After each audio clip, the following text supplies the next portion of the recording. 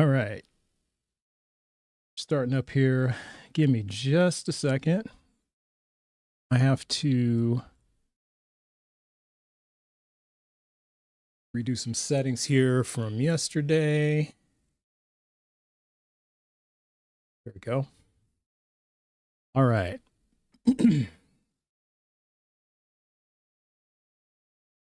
Okay, now everybody should see me.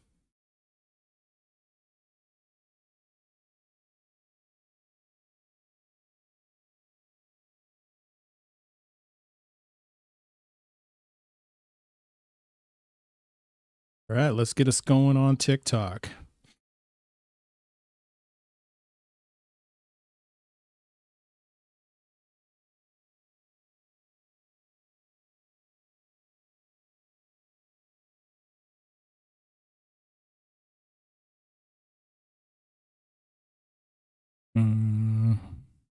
What happened? There it goes. Okay.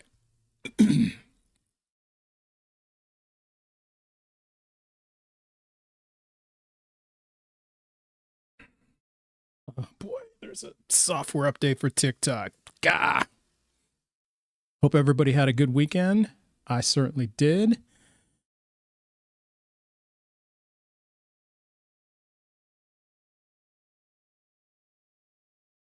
Let's pop this out so I can see it. A Granzino, pseudo v science, isosecular. It's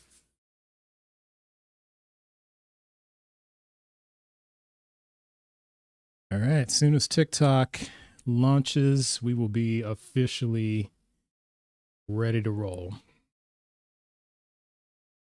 Which also means that it usually breaks the sound connector between YouTube and TikTok whenever TikTok updates. So I got to make that adjustment as well. But it's good to see all 11 of you.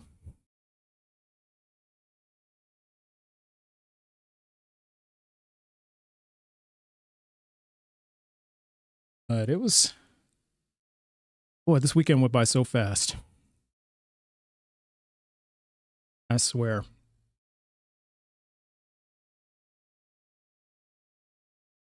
Okay, so that's almost there. I think it's volume mixer. Yeah, I think it's a volume mixer. This is just really dumb that every time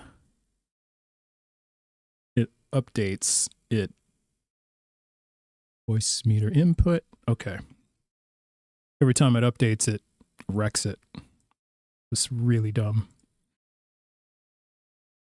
Okay. I'm not sure why it's set to 1, but whatever. Okay.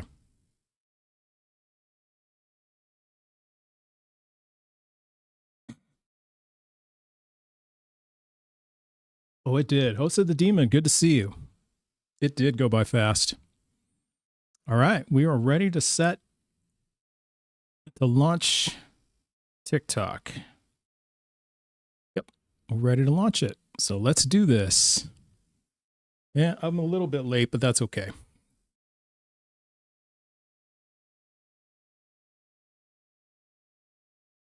I had a bit of a household emergency that I needed to address, but it's a very small one. But this one is,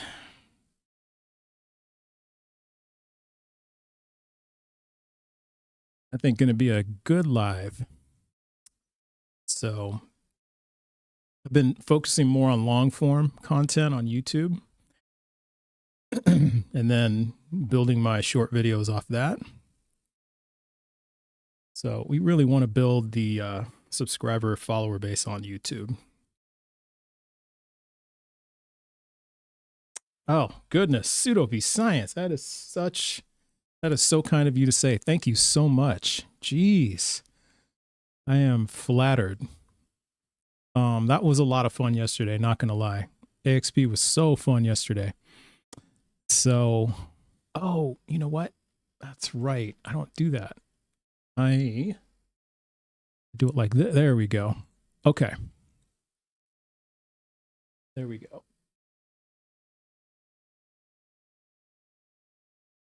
So that was a lot of fun. Thank you, AG337. That was a lot of fun. Oh, Jessica writes raid. How about that? Thank you, Jessica. Which means we'll get to see Jessica real soon, but it's good to see you. 3 pips. Aaliyah, the Godless. Good to see you. Happy to see you. So, welcome in, friends. Yeah, we're just getting warmed up. We're just getting started.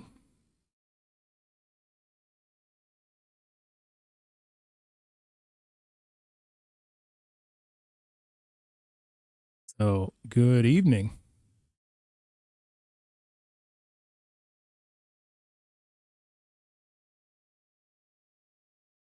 Jessica Ray, Dark Knight, it's good to see you, friend.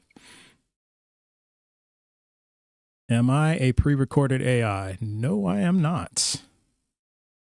Golden ratio, how does that demonstrate God is real? Jessica Ray, welcome to all the raiders. So, if you want to come up, if you are a believer in the God of the Bible, the Torah, the Quran, you are at least 18, not driving, and prove it, JK. You have evidence that God is real? Request up. Let's talk. So let's get that multi-guest window open. There it is. All right. So request up. You know, there were some pretty spicy people in my comments on my videos over the last several days, and I've invited them all to come through, but not one has come through yet. What do you lose from believing in God? My time and my integrity. Can't believe in something I have no evidence for.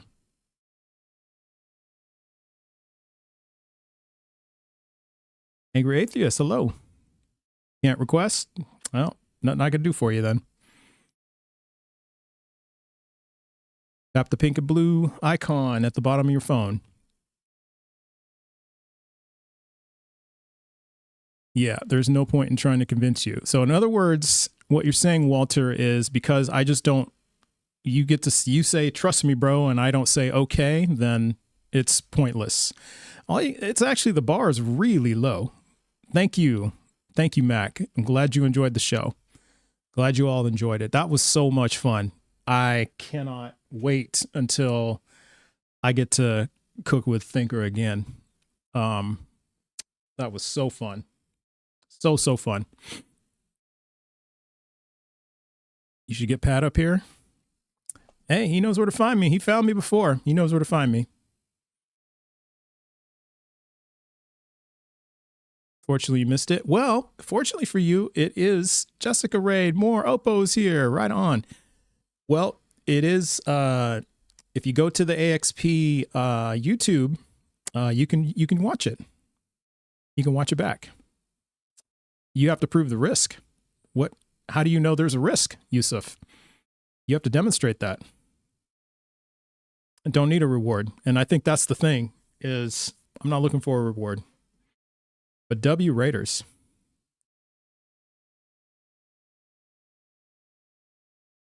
God believers trustworthy. That should be a good measure. Yeah, and I think that probably goes for anybody. How are you real but the creator isn't? Because I'm here. I can demonstrate I'm real. Can you demonstrate the creator is real?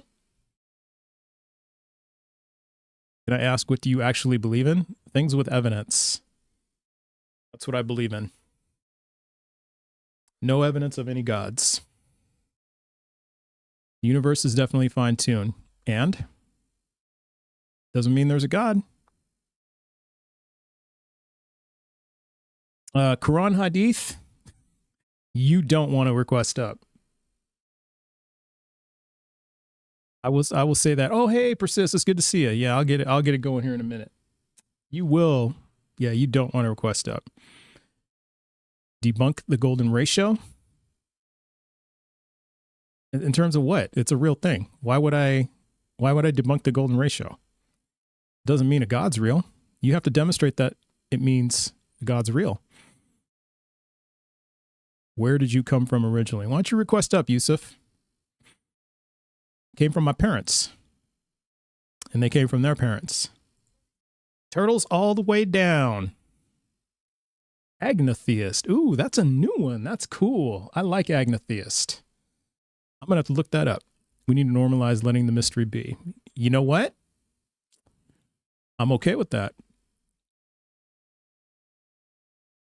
Fine tune is either the result of multiverses or a creator. Okay. Evidence? Evidence of the creator. You have to provide the evidence for the creator. I love the way they use Bible as fact.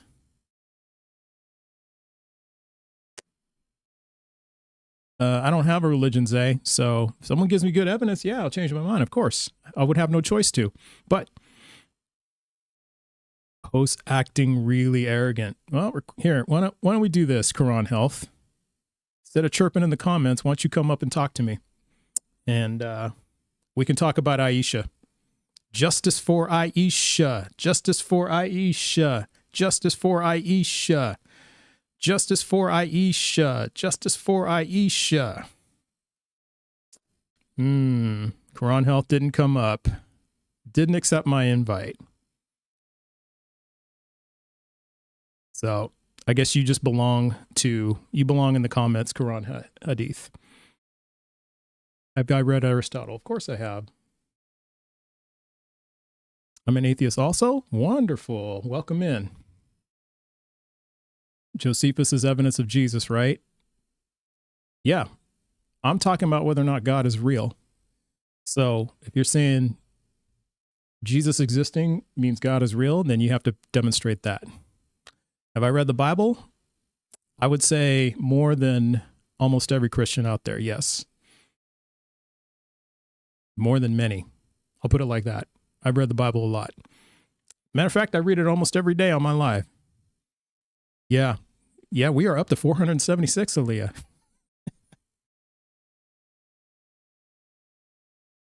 So. Oh, we got some fragile people in the chat. Oh, we got All right. So we're going from bell pepper to serrano to start out with because Opo's here. Love it. Love it. What's up, friend? Glad you're up. Hey, I'm so good. I wanted to quickly come up here to say I saw you on the ACA. I loved it. I thought, Thank you. great duo. It was so good to see the both of you together. I Thank was like, oh you. my gosh, these are like two titans. I loved it. It was so fun, and it was just everything I could do to just hide my fanboy because I just wanted to go. I'm up there with Thinker. Oh my God. Yeah, I just wanted it. I Absolutely. was screaming on the inside. So it was like, all my energy was just spent doing that. And yeah, it's just always so good to see people whom you really enjoy be able to get onto platforms that Yeah. recognize and appreciate what they do. And so Yeah. it's just really good to see. Yeah, it was a lot of fun. So I can't wait for the next time. And Yes. because I went into her live last night before I went to bed, and she said that was her first time being the main host. So she'd been a co-host this whole time. So I didn't even know. I was like, oh, really? I didn't know that shit because it was like it was completely natural to her, right? So she handled it like a pro, and she gave me such a great compliment. She said, you were like the perfect co-host because, it was my first time doing this, and the energy was just right. And I was like, oh my goodness, I'm over the moon right now. So I took that to bed with me, and I was like, ooh, good sleep tonight. So, but I'm just No, really that's grateful. so good. Yeah, I'm so grateful. Thank you so much. I really, really appreciate it, Oppo. I really do. So you want to stay up? Get this thing Yeah, going? well, I was I mainly come up because I was trying to show that I'd found evidence of Jesus, and I was hoping that maybe I could show you right quick, Oh yeah, if that's absolutely. okay. Yeah, absolutely. Okay, I can let me expand you try. when you're ready. Okay, I'll let you know whenever I get it set up. trying to figure out how to how to put pictures on. I don't know how to do Oh, that. I think you got to do kind of like a background to make it your background. I think that's the best way I've Okay. seen to do it. Yeah. So like if it's like take a screenshot, make it your background, then and then Oh, do it like that. Okay, yeah. let me see if I can do that. Yeah. Let's see. All right, we'll bring it. You'll bring up here in a minute, Yusuf.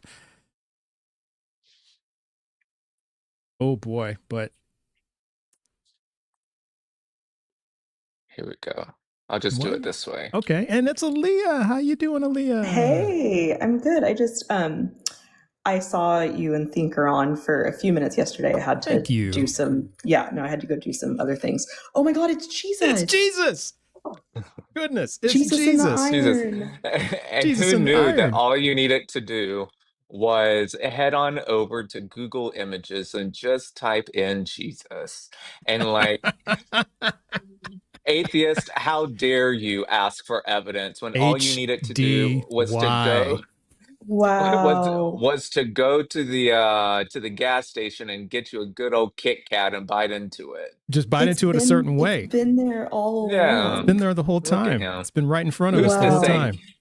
who's Why to didn't say any he's of the not Christians living? bring this up anytime Right? we've asked for evidence? Yeah, that's all they had to do. It So seems that so means simple. it seems so simple. So that means when they say look around, they were telling the truth. They were being honest for They were once. being honest. They were like, Yeah. look around. Wow, you Just guys. so that, Who like, knew? how is that not convincing? That is All right. totally convincing. Now, is that first one on the left? Is that what is that? Is that a piece of That's bread? an English muffin. It's Is I an it an English think English muffin? muffin? it's either that or naan.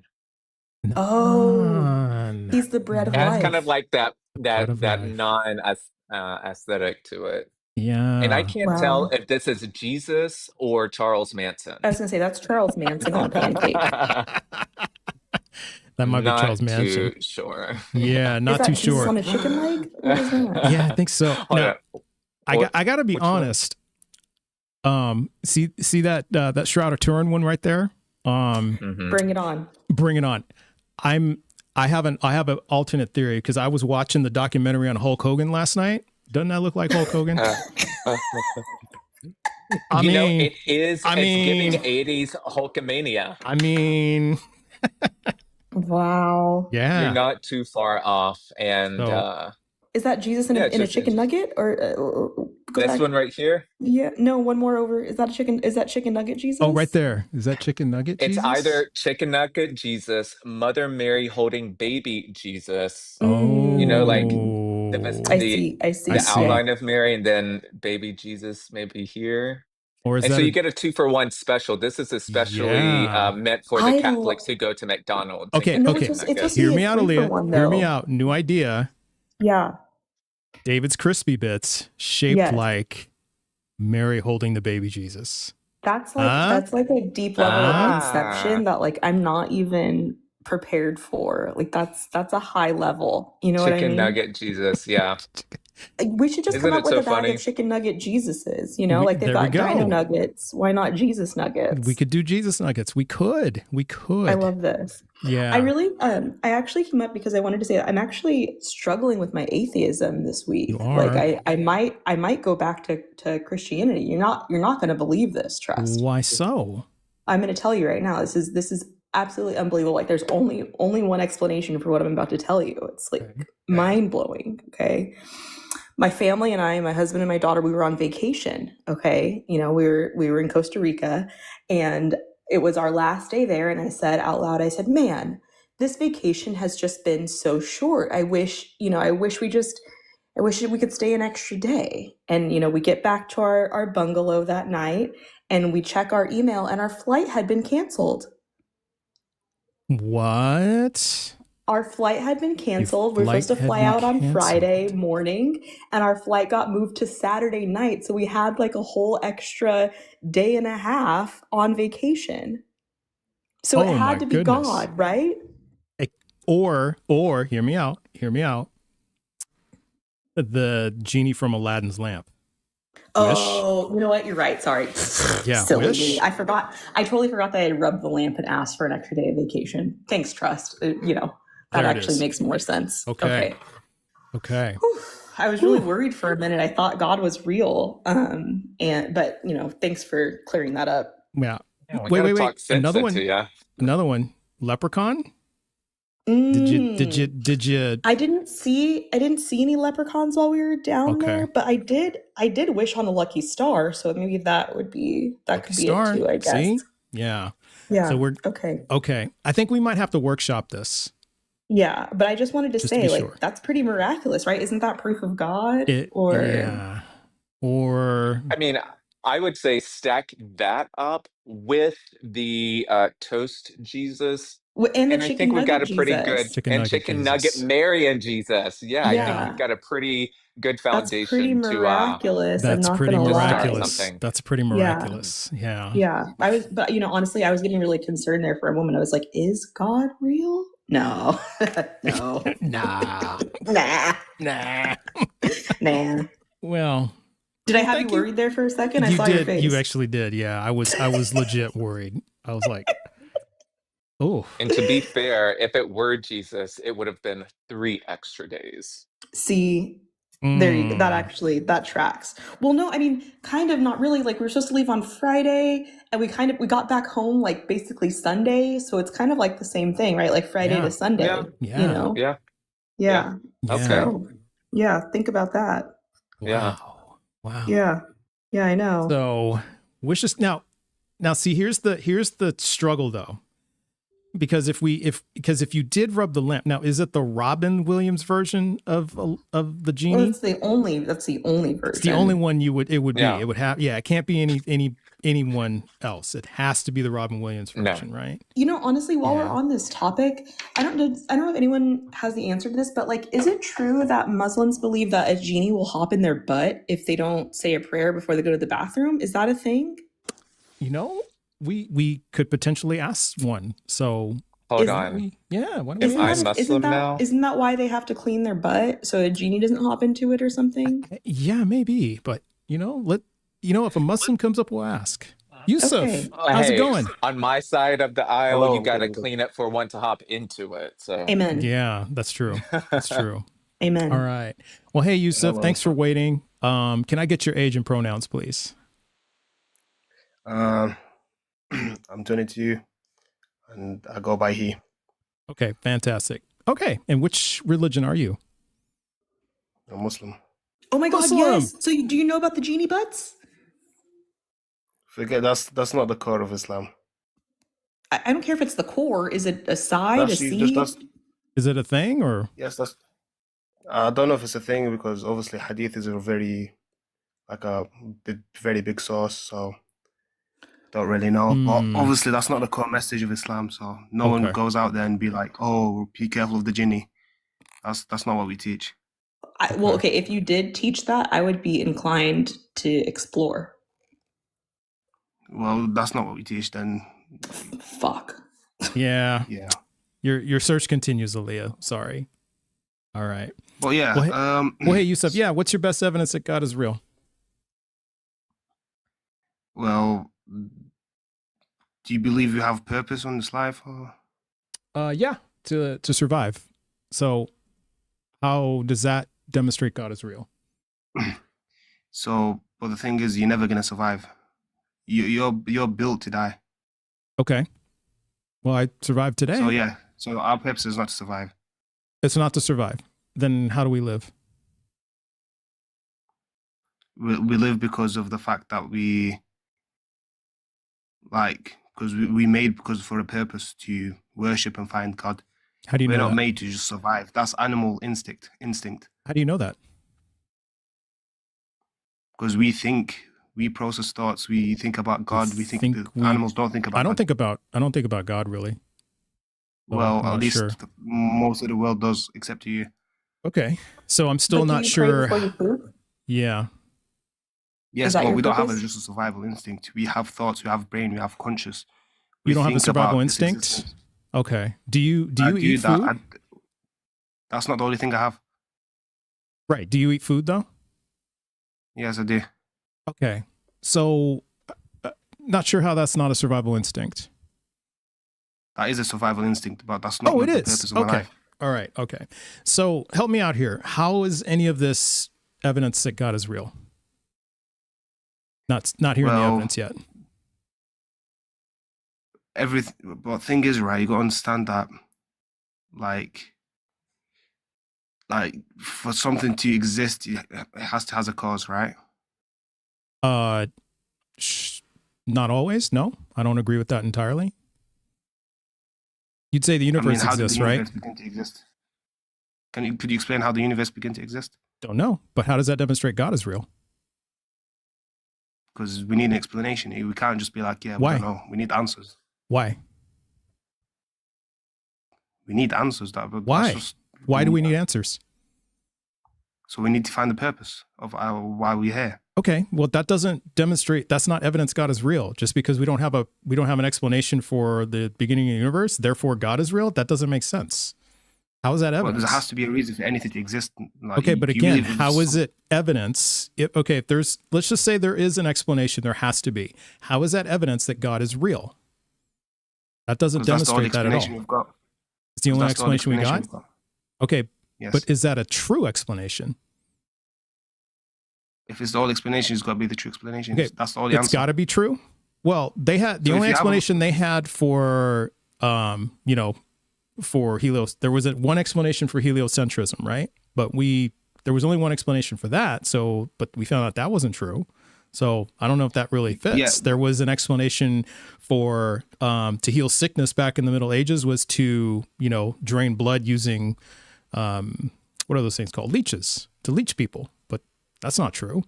So I don't see how that has to be true just because that's the only explanation people can come up with. And that's not the only explanation. We got tons of different explanations on why we think the universe is here. So that doesn't make God is real. So how do you know it was God that's responsible for the universe? How do you know that? Because there's so much intelligence in this world that can't just exist from nothing. You're saying it came from nothing. How can it come from nothing? Scientists agree with you. Scientists don't think everything came from nothing. So why would you think that? So how come the Big Bang came from nothing? Well, but wait a minute. Don't you think everything came from nothing? Here's the thing, right? God, no, because we came from something, right? Well, no, you came. Okay, well, what did God create everything from? I don't know exactly, but God created everything, the universe. Okay, well, what was before? Okay, so when it was just God, what was before the universe? What was present before the universe? It was just God. It was just God. So there was nothing else. It was God, and I don't know what else was there. Okay, so that means God made something from nothing, right? So you believe that? Yes. Okay, so that's the only thing you could make something from nothing. So why? So God then why would you say, well, we can't just have something from nothing? But you already believe that. But yeah, what makes you think though it's God? What is your evidence that God made something from nothing? What is your evidence of that? Well, you can see your DNA. You can see how I don't see how any of that's. Let me just explain this in very simple terms, right? So where did our creation start from? Okay, that's not an explanation. That's a question. I thought you were going to explain. Yeah, that's a question because that. Yeah. Yeah. Well, just explain it. Don't ask questions. Just explain it. Well, I'm leading up to the explanation with the. Well, then go ahead. Just explain it. Just go to it. I'll follow. Don't worry. I'll follow. Just a cell, or what? Why does it matter what I believe? If it's true, just say what it is. It doesn't matter what I believe. I mean, it doesn't matter because I'm trying to challenge your atheism. If 2 + 2 = 4, does it matter whether or not I believe 2 + 2 = 5? Yeah, I mean, I'm having a debate with you, so I want to know what you think. If 2 + 2 = 4, does it matter whether I believe 2 + 2 = 5? No. Okay, so just explain what it is. Just tell us the truth. Okay, so do you believe DNA is intelligence? That's another question. So just explain, bro. That's all I need from you. Just tell. Everything has a purpose, right? Everything has a purpose. Okay. And we have a purpose of worshiping one God. We have this instinct. At least 7 billion people that follow religion have the instinct or inclination to worship not 7 billion. God gave us this instinct. I have this instinct. Every human has instinct. The entire humanity, the history and everything, everyone even worshipped idols just to find a purpose. So we clearly don't have a purpose, and this is why people are trying to find purpose. But wait, if we have a purpose, but wait, if 7 billion people worship a God, and you just said that's the purpose, why are people trying to find a purpose if that's your purpose? That doesn't make sense, Yusuf. No, because you just said have no purpose. You just said we have a purpose, and that's to worship God. And then you said 7 billion people worship God. So then you said, but everybody's looking for a purpose. And now you just said, well, we have no purpose. I'm kind of all over the place here. Exactly. We're looking for the purpose, and we've found the purpose. 6 billion people found the purpose, which is to worship God. Okay. Yes. And how do we know that's true? That's the whole just purpose. because 7 billion people do it, that's our purpose? How do you know that? That's humanity, but that's all humans. That's history as well. Okay, but still, how do you know that's true? Because they follow religion, they worship God. That's what they found the purpose to be of this life. That doesn't mean anything. That's just an argument from popularity. Just because it's popular doesn't mean it's true, right? It's not just popular. Well, I mean, because you would agree that Christianity is more popular than Islam, right? You would agree with that. So you should be Christian based on your logic. Majority. Yeah, overwhelming majority are Christian. So you should be Christian, right? No, that's not true. No, it's very, very similar. Yeah, but they still have a majority. There's more Christians in the world than Yes, I didn't say it's just majority. It's overwhelming, vast majority. Okay, so 99% of the world. But that being the case, if there are more Christians than Muslims, you're kind of dodging my question. If there are more Christians than Muslims, why aren't you a Christian based on your logic? Because the percentage difference is very low. It's only like 5% or 10%. But why does that matter? But they're more popular. According to your logic, they're more popular. Therefore, they're the correct religion. No, that's not my logic. Yeah, no, you just said the overwhelming majority of people believe in some sort of God. Therefore, there must be a God. So that means if you take that logic, that means that since the majority of believers are Christian, you, Yusuf, should convert to Christianity, right? You should believe in Jesus. Okay. Let me set the rules first, right? When I say majority, it doesn't mean by a small percentage. You're going to set the rules for a conversation on his live? Yeah. Yeah, I reject those rules. You just said majority, right? And your argument is since the majority of people believe in something, there has to be a God. So if the majority of Christians are believers are Christian, then Christianity has to be the true belief. Therefore, you should be a Christian. The religion does exist. Yeah, the religion does exist. You should be a Christian. Christianity exists, yeah. Yeah, you should be a Christian, but there is a religion, that's Christianity. Okay. So it just proves that Christianity rules exists for because thee, of the not influence for that me. it has. Got it. Rules for thee, not for me. Okay. So hey, Yusuf. Yeah, go ahead. There's more atheists in this conversation than there are people who believe in God. So does that mean that you should be an atheist? We're talking about the entire humanity. We're not talking about few people. We're not. Stats needs to be based on a very high number to be accurate. Okay. So what if we took all aliens? Okay. Okay. And would you still think that they're all aliens are God believers? What if it was like we come upon like some alien races and they're all atheists? Would you suddenly stop being a Muslim? I mean, you have to prove aliens first. There's no aliens. Right. I just said if there are aliens that we come across, let's just say 3, 4, 5, like 5 civilizations, 5 alien civilizations, right? And all of them are atheists. None of them believe in gods, which means it would tilt in the favor of all higher intelligent beings that believe in a God, that have the potential to believe in something are no longer, it's not the majority believe in a God. Would you stop believing? Would you stop being a Muslim? No, because aliens are different to humans. So then your argument doesn't really hold a lot of weight, does it? No, it doesn't matter. It's just an argument. Aliens are different to humans. It's just a popularity argument. But that doesn't, just because something's popular, I've just proved it 2 ways. Just because something's popular doesn't mean it's right. So again, how is any of this evidence that God is real? we're still stuck on square one with you. Yes, because you got to understand, aliens and humans are two different species. We're talking about one distinct species for humans. So all humans have instinct, at least 90%. Forget majority. Yeah, it was a At hypothetical. least I think that part's lost on you because I know it's because it hypothetical. wouldn't change your mind. That's the whole point. So is there anything No, that for would change your aliens, it mind would about if being I was Muslim? an alien, I would be an atheist. All right. Is there anything that would change your mind about being Muslim? No, Hmm? I wouldn't change my mind. And You wouldn't, no matter what evidence was presented to you, you would never ever change your mind. why would I ever change my mind? I'm Especially asking you like, if there's anything that would change your mind. I'm asking you. no, there isn't really anything to change. There's my nothing mind. there's nothing that will. Okay.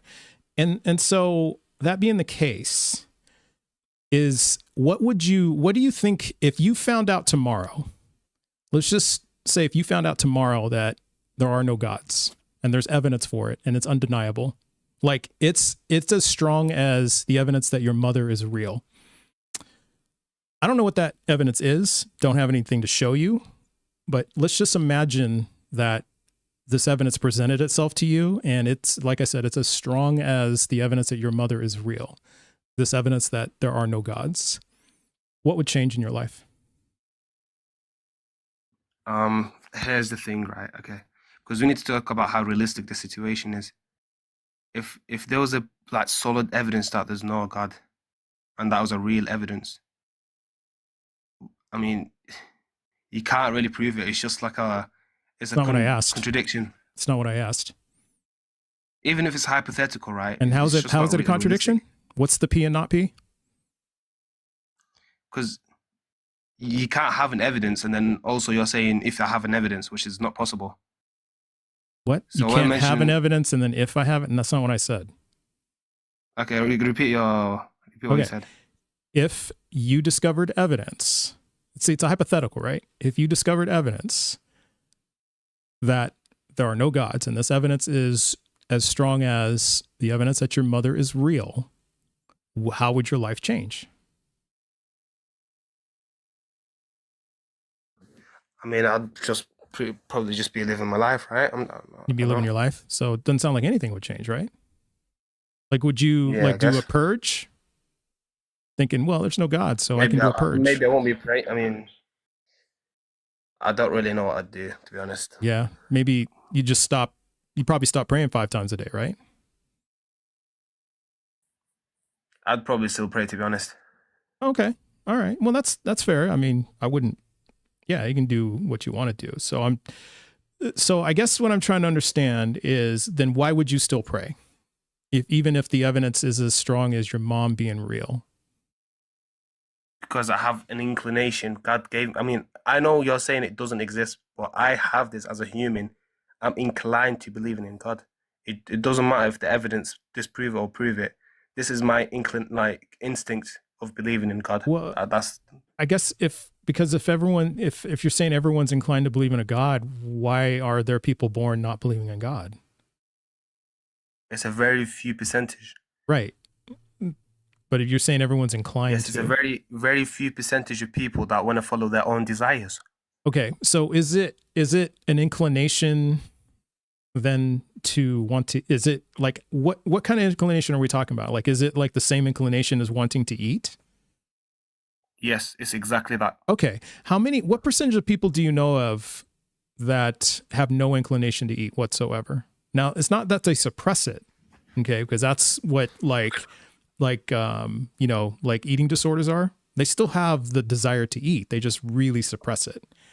I'm talking about people who have no desire to eat. What percentage do you think of those people are? Very few. Very few? If not, like non-existent. So no, there's people that don't like eating food and die from No, it's not about not liking it. I'm saying no desire to eat.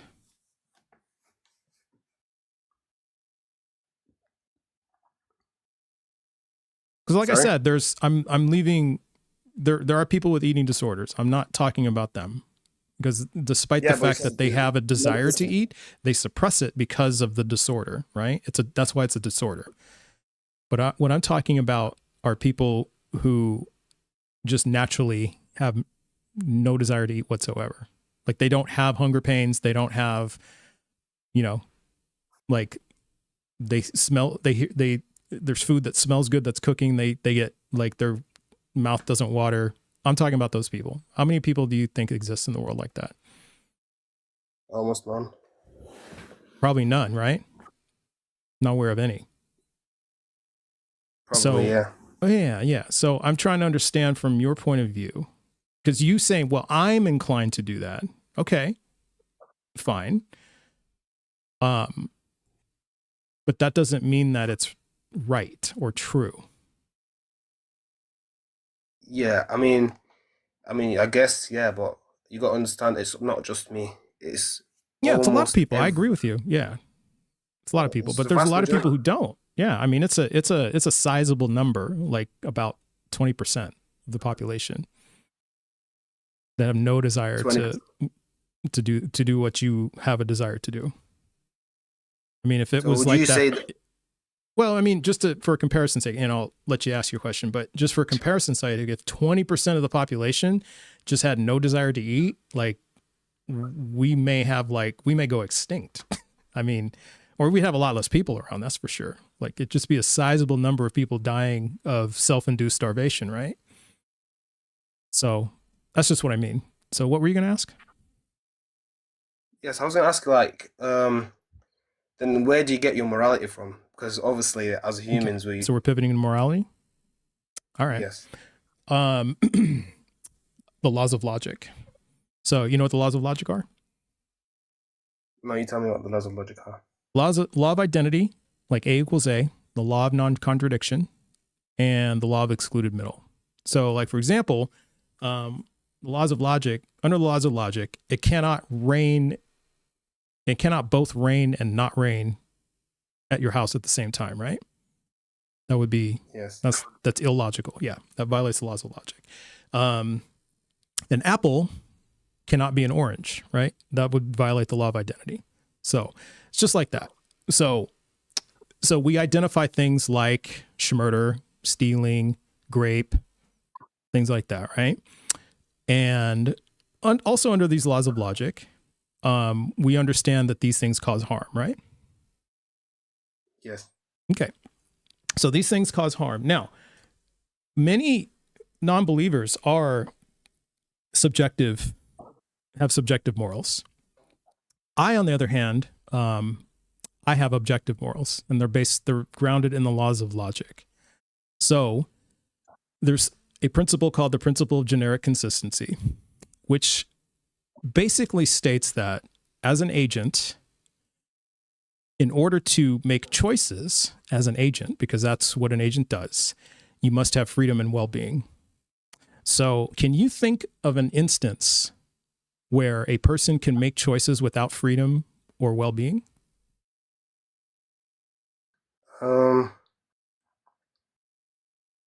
Depends if they're disabled. I'm not really sure. Well, let's just imagine a person that is like chained to a pole, right? What kind of freedom do they have? What choices can they make? Who? I'm sorry, I didn't hear you. I said who are you talking about? A person who's chained to a pole, like completely chained to a pole, cannot move. So you would say they have no freedom, right? Yes. What kind of choices can they make? Not much, really. Right. Probably none, right? Probably none. Yes. Yeah. So if they can't make any choices, so that means you have to have freedom in order to make choices, right? And then well-being in terms of like the ability to survive or live. Like for example, what things that help our well-being are like a place to live, like a roof over our heads, food, water, like Maslow's hierarchy of needs, right? Like our needs are fulfilled. So that's how we enhance our well-being. So that's what the principle of generic consistency says. So it's a fact that to be an agent, to make choices, to have, like a lot of believers believe in free will, to have free will, you must have freedom and well-being. So that being the case, and that means that by simply being alive, you are entitled to freedom and well-being. So it is a contradiction to assert and enjoy your freedom and well-being while at the same time taking away someone else's freedom and well-being. So here's an example. Would you say that unaliving somebody for no good reason is a violation of their freedom and well-being? Yes. Yeah. And so that's why it's a contradiction, because if I unalive you for no reason, like no good reason, like you're not out of self-defense, right? Or like I potentially see you trying to harm somebody and I defend them, or I'm defending myself. I would call those good reasons. But for any other reason I unalive you, I am violating your freedom and well-being. And if I'm asserting my freedom and well-being, that's a contradiction. That violates the law of non-contradiction. Therefore, under objective morality, that is objectively immoral. You see?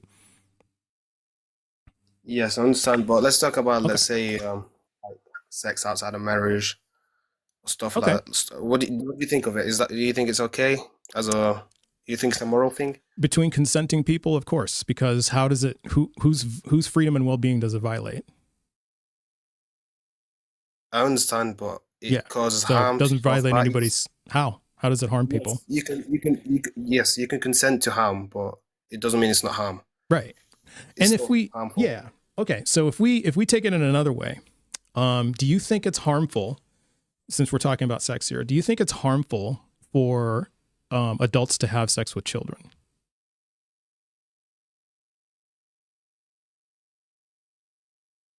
You're pausing for a long time, brother. That's very concerning. Of course he was going to run. And he's gone. Yep. And he's gone. And he's gone. So y'all knew I was going to go there. Y'all knew. It was just a matter of time. Yeah. Muhammad, police be upon him. Yep. Muhammad, police be unto him. Yes. But y'all knew I was going to go there. Yes. That's what you do with a Muslim, is you go there every time.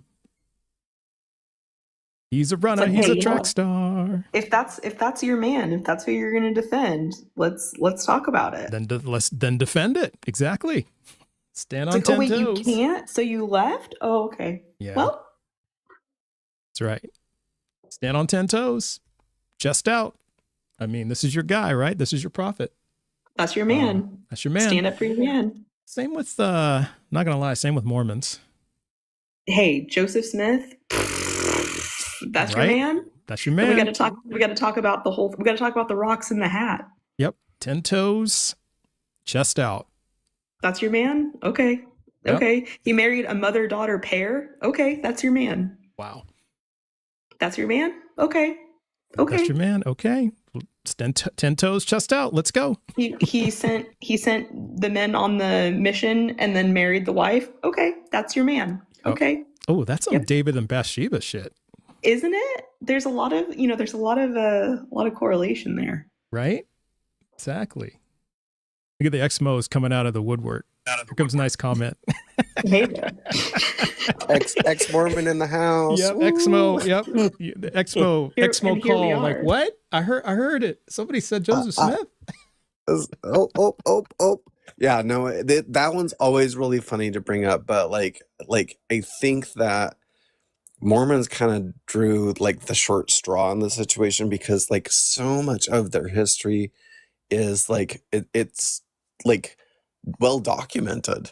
Oh, like, it's oh yeah, the Book of Mormon is better attested to than the New Testament. Yeah, it is. Oh yeah, so it's so documented. Like, so you can just find so this like everywhere. Christianity and Islam and other like monotheistic religions can get a little slippery. Oh, this is Bronze Age. It was retranslated and stuff like that. Yeah. So like, no. you even confront Mormons because they believe I would say like probably 98% of like practicing Mormons believe that their like book of scripture, Book of Mormon, is like, well, and their other books of scripture are completely the original version. So what was published in the 1830s is what is being published today. No, they make significant like editorial changes and like anything. Like it's so it's just like and that's very well documented too, because like we actually have no gaps in when those changes were made. Right. But,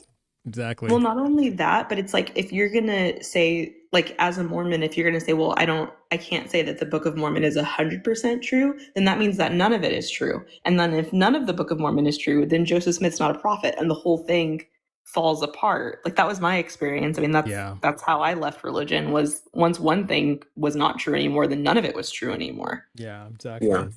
Exactly. Well, and then coming from like a Mormon background, as soon as you like, is like that's like the waiting pull of like how you like can like step away from any given sect, and as soon as you hold those same standards to all religion, then you're just like, okay, well, none of this really makes much exactly. You start holding the sense. candle to everything else and like, this isn't adding up. This doesn't. And that was my experience with like Hinduism, Islam, Buddhism, you know, all like the major religions and the minor religions. Yeah, it was not holding up to scrutiny. So yeah, with you on that. So everybody tap the screen, and if you like what you see and you're not following me, please follow. That would be great. And because I got a lot of cool content where I am asking people these tough questions and they're struggling to answer these questions. So, you know, I saw somebody in the comments saying, you know, how do I corner Christians? And you just go to things that are very hard for them to explain, and then just ask them to explain it. And when it doesn't make sense, ask more questions, and it will, you know, I think you only have to get like 2 or 3 questions deep. I don't know what you guys think, but that's my experience. You get about 2 or 3 questions deep and you get deer in the headlights. Well, I think it's really but they usually easy. pivot to somewhere else. Or they'll pivot, yeah. Yeah. Or they'll pivot, yeah. Meech 80, like what questions? Oh, like say, what moral principle justifies genocide? Just ask for the moral principle. Now, they're going to give you reasons. They're going to give you, oh, yes, you're right. I did say something about resetting bingo cards. You are absolutely right. So I'm going to do that right now. But they will say things like, you know, they'll give reasons. Well, you know, there were reasons for that. You know, people were being punished. People did bad things. And you just stick to and you stay linear. You just say, well, I hear that. What I'm asking for is the moral principle. Tell me the moral principle that justifies this. What makes it good to genocide people? Oh, they were evil. They were sacrificing their babies. They were eating their baby. Okay, yeah, great. What's the moral principle that justifies unaliving everybody? Have you ever read the Bible? Oh, yeah. What's the number, Aaliyah? Everybody stop asking. He's read it 512 times. Come on. I love that. You guys don't know? Yeah. Wait, literally 512 times? No, the number goes up. Yeah.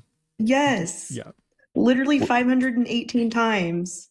Yeah. Wait, what? I'm so confused. Is this an inside joke I don't know yet? No, he's read it like 688 times. Oh my God. Now I'm getting it. You're a fast reader, Trust. Jeez. Yeah, I'm a very fast reader. Yeah.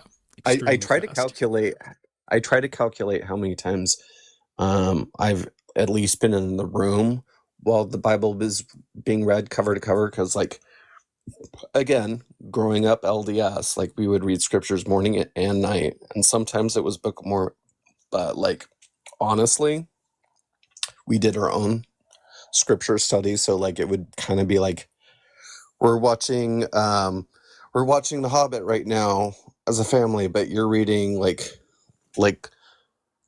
the Two Towers or something like that. You're in a different part of this saga on your own individual journey, and sometimes like especially when I was younger and read slower, like the family would lap me sort of situation. But like collectively, I don't even know. I think it's probably 40 times that I've read like the Old and New Testament, like either in a setting where it was being read aloud to me or a book on tape. For a while I was listening it as an audiobook form.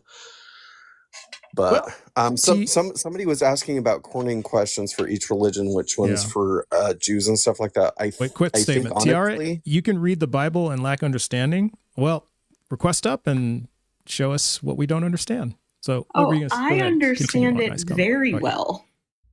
I think I do. I mean, when you read it I that many think I- times, it's like it's hard not to not it's hard to not understand it, right? And I'm not It's even leaning on my own extremely difficult. understanding. I'm just reading what it says. Just read what it says. Yeah. If I can read words, then I can read the Bible. It's really like 5th or 6th grade language. It's not really anything complicated, you know? Yeah. But yeah.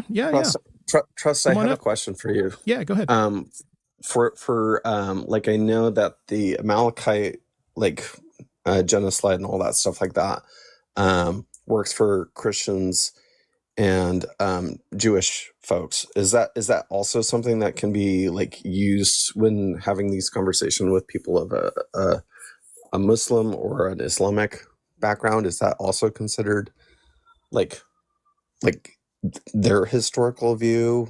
Or like, I'm not super familiar with okay. Muslims. So like with Muslims, I mean, really what you're going to have to see, the thing that they do is what they bank on is they will always try to fall back to, well, the original Arabic says this, right? And so they fall back to that because nobody can, I mean, most, like 99% of the world can't read Arabic, right? Except them. and a lot of times even they can't read it. There's a lot of Muslims who I'm coming to find that out very quickly. They haven't, whenever M's responds to the bat signal, and that a lot of these Muslims do not understand Arabic. And so that's what they'll fall back on, right?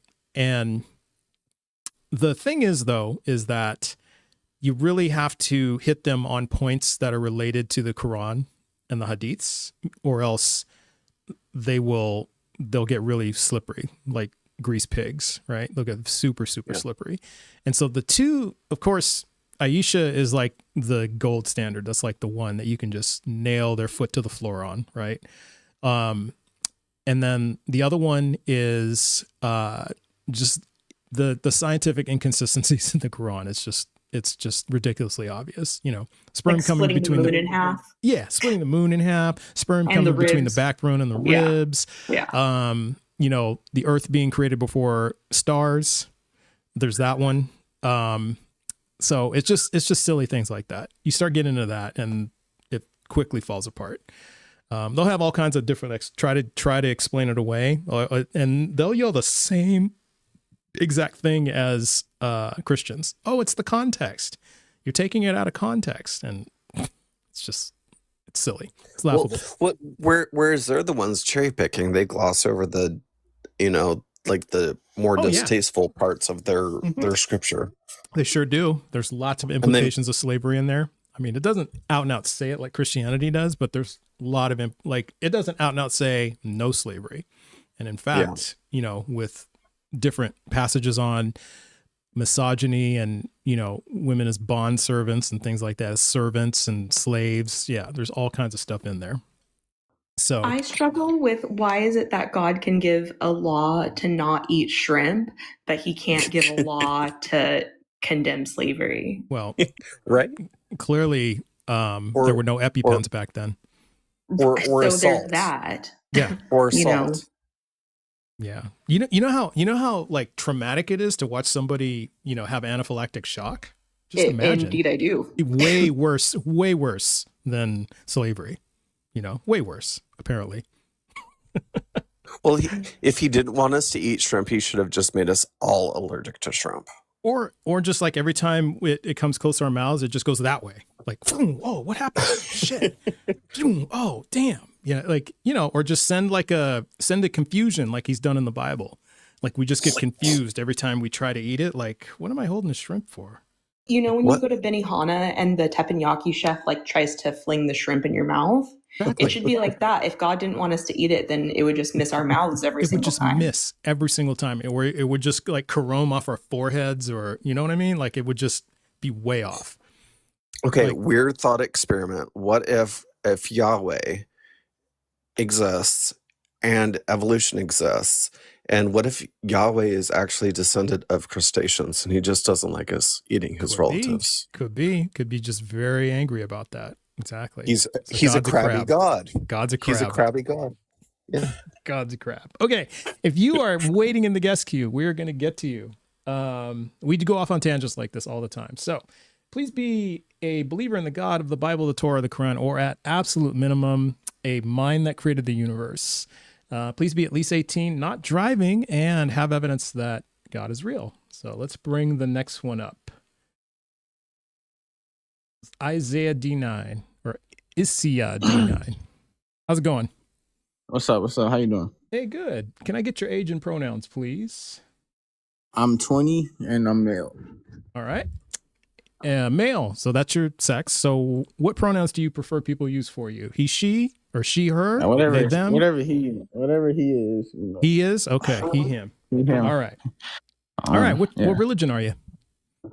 I'm not like completely religious, but I do believe there's a God. There's a God, like a mind that created the universe? Yes. A mind like being who created the universe. Okay. And what's your best evidence this God is real? The universe. The universe is not eternal. It's not? No, it's not eternal. How do you know that? Because if the universe was infinite, then there would be heat death already, because we would have reached maximum entropy. Why do physicists disagree with you? Huh? Why do physicists disagree with you? What physicists disagree with me? About 68% nothing of points them. to the universe. Nothing points to the universe as like definitely being finite or infinite. Nothing you points can't prove to definitely.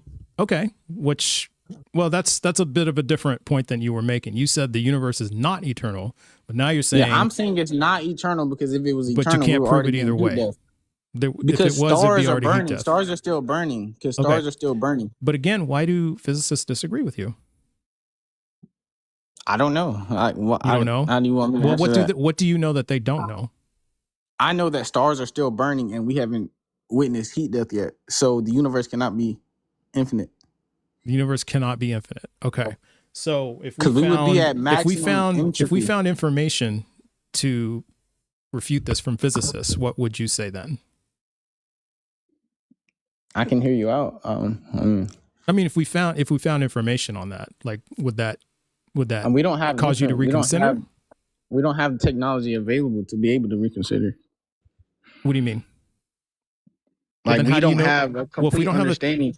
We don't have complete understanding. We don't have a complete understanding. Yeah, and but what we do know is that the universe is expanding still. Okay, still not sure how that relates to what we're talking about. Because there cannot be an infinite past cause, or there cannot be an like infinite. Why not? Yeah, why not? Because there cannot be. Because contingency is not infinite. Contingency is not infinite. Okay. We and all how do we rely know? on something. Because you rely on something. You're jumping like all over the place. So contingency is not infinite.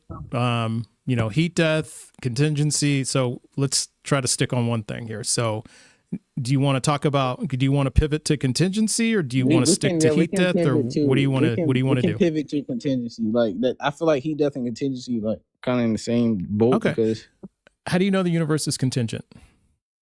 Because the Earth relies on the sun to stay in orbit. Well, that's the Earth. Yeah. Everything in the universe relies on something. What does gravity rely on? There. What do you mean being? The universe. Everything relies on something. It's in the universe. What does gravity rely on? Yeah.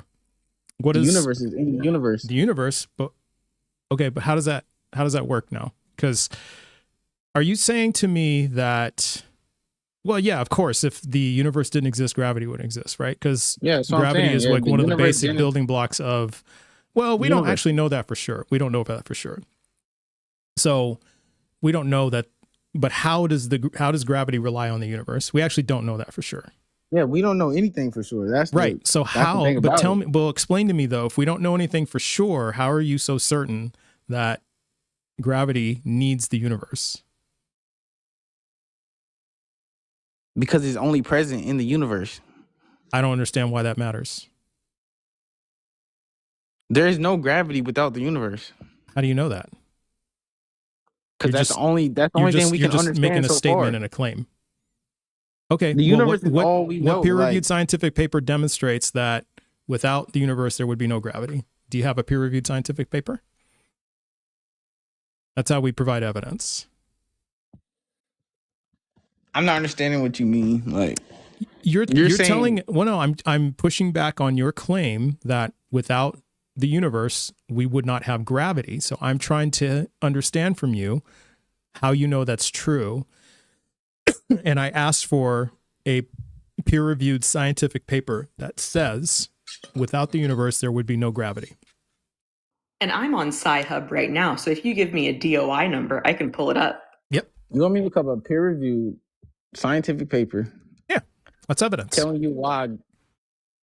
Not telling us why, just saying that says without the universe, there would be no gravity. Because Okay, then that would demonstrate your contingency argument.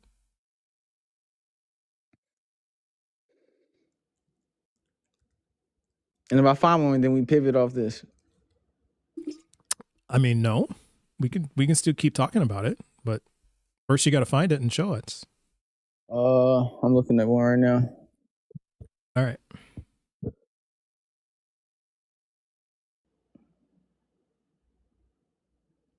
General relativity, Albert Einstein.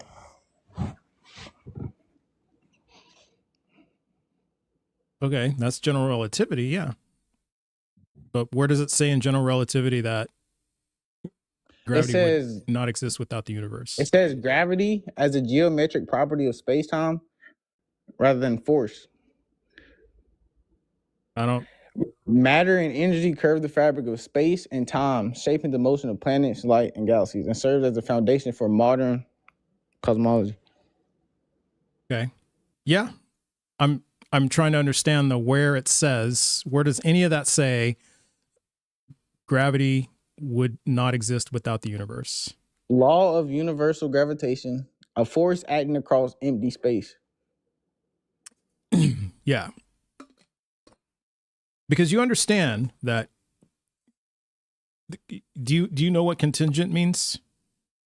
Something that relies on, like reliance on something else. Outside of itself, right? Yeah. Okay. So if that's the case, because we're still talking about contingency here. Mm-hmm. So what evidence do you have that the universe depends on something outside of itself? The fact that it's not eternal. That it's not, but how do you know it's not eternal? I just told you, because we still see energy being distributed. Okay. But again, scientists do not agree with you. So if they don't agree with you, and I asked you before, what do you know that they don't? Like, what have you studied, or what peer review paper have you published, I'm telling you about heat death. If we were, and they don't agree with you. That's what I'm saying. Okay, so they don't agree with you. If the universe is not eternal, then it would be. If it's not eternal, then it would be finite. If it was not eternal, then it would be eternal. Yeah, it's either eternal or it's not infinite. eternal. Yeah. It'd be infinite. If the universe is infinite, then we would already have entered heat death. Then energy would have already been evenly distributed, because it can't be created nor destroyed. So it would have already been evenly distributed, and we would not be expanding. Okay, but again, scientists do not agree with you. So you're just making statements. Isaiah, I'm asking you, what is your evidence that that's true? You're just making claims here.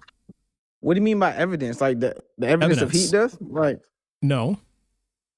Evidence that stars burning. Stars burning is energy being distributed. Okay. So is that not evidence?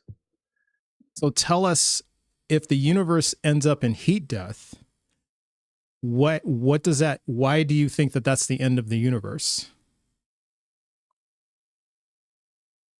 If the universe ends up in heat death, that means it's infinite, because does gravity burn up? Evenly distributed. Well, does time burn up? Does space-time burn up? Does gravity burn up? I'm at a loss here. I'm talking about energy. Energy can't be created nor destroyed. So energy has always been here. Yeah. So energy's always been here. Right. So what I'm trying to understand from you, if there's a heat death, what happens to gravity? Does that burn up in the heat death? Yes, because gravity only exists with how mass. Does gravity burn? How does in our space it exists with mass? Okay, but how does? Well, it's part of the. It's not entirely true, but I'm trying to understand from you. Gravity, correct? You need space and mass for gravity, correct? Yeah. So okay, it's space-time. It's bending of space-time, right? So if it's the bending of space-time, then I'm trying to understand from you what happens to space? Does space-time burn up? What happens to space-time? I don't know. How am I supposed to know what happened to space-time? What do you? Well, you said it would end the universe, right? Is space-time part of the universe? You're bringing gravity into the argument that the universe has not reached maximum heat death. Yeah, because you're saying that's going to end the universe. Like, is the universe going to disappear? What exactly happens to the universe at heat death? What exactly happens? It stops expanding. Okay, so what does that mean? Does that mean it's the universe does the universe zero? It reaches absolute zero, and then what? What happens to the universe? Does it disappear? Does it explode? What does it do? Okay, but what happens to the universe? After heat death? Yeah. When energy what happens? I'm trying to get that out of you. Galaxies go dark, stars burn out, matter decays. Okay. But what happens to the universe? And then the temperature drops to absolute zero. Okay. And then what happens? And then what happens? There's no usable energy. It's no more usable energy. So what happens to the universe? Does it explode? Does it disappear? Does it fade? Happens. Nothing happens forever. Okay, so space-time is still there, right? Yes. Okay, so if space-time is still there, and more dilute. Okay, so if space-time is still there, right? Space-time is still there. You're saying there's no universe. There's gonna be no structure, no stars, no life. Okay, so what? So what you're saying to me is if you take everything out of the box ceases to exist? That happens if the universe is infinite. I'm not arguing that the universe is infinite. No, that's not what I asked you. It's not what I asked you, because you said there would be no more stars, no more planets, nothing like that. Great. So are you telling me that the box no longer is a box if you take everything out of it? It's no longer a box. Space. There's still space. We're still going to be in space. Okay, yes. So the box is still a box, right? In that space. Right. But that means, so what you're saying then, according to your logic, $5 from the Bible guy, raid from the Bible guy, Kevin Smith 3210, thank you for the raid from the Bible guy. Welcome all raiders, W raiders. So what you're telling me is, if you got a box in your garage and you take that box down and you take all of the items out of the box, are you telling me it's no longer a box? No, it's still a box. It's still a box, right. So that means because you understand what the universe is, right? It's a manifold. It's a container that holds everything, like planets, nebulae, particles, fields, things of that sort. That's what the universe is. So I'm still at a loss as to why this heat death would mean the end of the universe.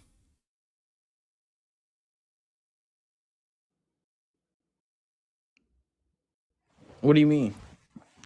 Well, you just told me if you empty a box, it's still a box. So if you empty the universe, I'm trying to understand from you, if you empty a box, it's still a box. Why, if you empty the universe, it's no longer the universe? Listen, I'm telling you that if the universe was infinite, then we would have already reached a non-expanding universe. But our universe is still expanding. I heard that from your script. We're past that. What I'm trying to get from you is, why does the universe stop being the universe when heat death occurs? You haven't explained that. It's still the universe. I never said it wasn't the universe. Okay, but you said there would be no universe. As in, there would be no structure in the universe. There would still be no structure? No structure. No stars, no life in the universe. Well, that's not structure. Those are objects. Well, there would be no stars in the universe. Well, what about the fields? What about the fields? Would they be gone too? Yeah, like the Higgs boson fields, the radiation fields, the gravity fields, the quantum fields. All the matter, burn up? All the matter goes out. There's no gravity without mass. It's just space. So how would gravity? You're not tracking. You're not hearing me. I'm asking you about the fields. What happens to the fields? You're aware of what the fields are, right? No, inform me. Okay, like Higgs boson field, quantum fields, radiation fields, There's all kind of fields that like intersect, crisscross in our reality, in the universe. And that's how they know when they interact with energy that particles pop into and out of existence, right? So that's how we know that. This is from the CERN, right? So trying to understand from you, what happens to the fields after heat death? I don't know. I have to look it up. Okay. Okay, because the fields, space-time, those are the components that make up the manifold of the universe. Okay, the universe is one big wave function, right? That constantly evolves. So yeah, there could be heat death, but I'm trying to find out from you why the quantum or the wave function would just go away, because that's what you originally said. You said there would be no universe because of heat death. I'm saying there would be. Well, let me change that. I'm saying there would be no stars. Okay, well then, but there would still be a universe. Burned out. But why? Yes, but why does be a universe? Okay, but just great. Space. Why does that make the universe contingent?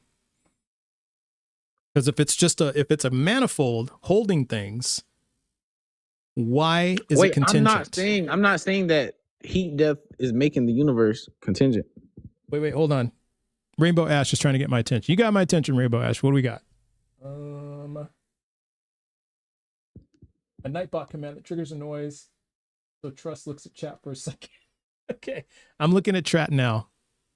What are we talking about here? Can you type it again, please? I'm sorry. Give me 1 sec. Here, I'll pause your time so you don't lose time. Yeah, we got a little bit of chat business to handle. Viewer discretion advised. Flashing lights may cause issues for some viewers. One of the caller's profile pictures is glitching out and flashing. Can you get rid of it? Oh, this one. Okay, I see. Here, I can mitigate that here. Give me 1 second. Yes, I can mitigate that. Thank you for bringing that to my attention.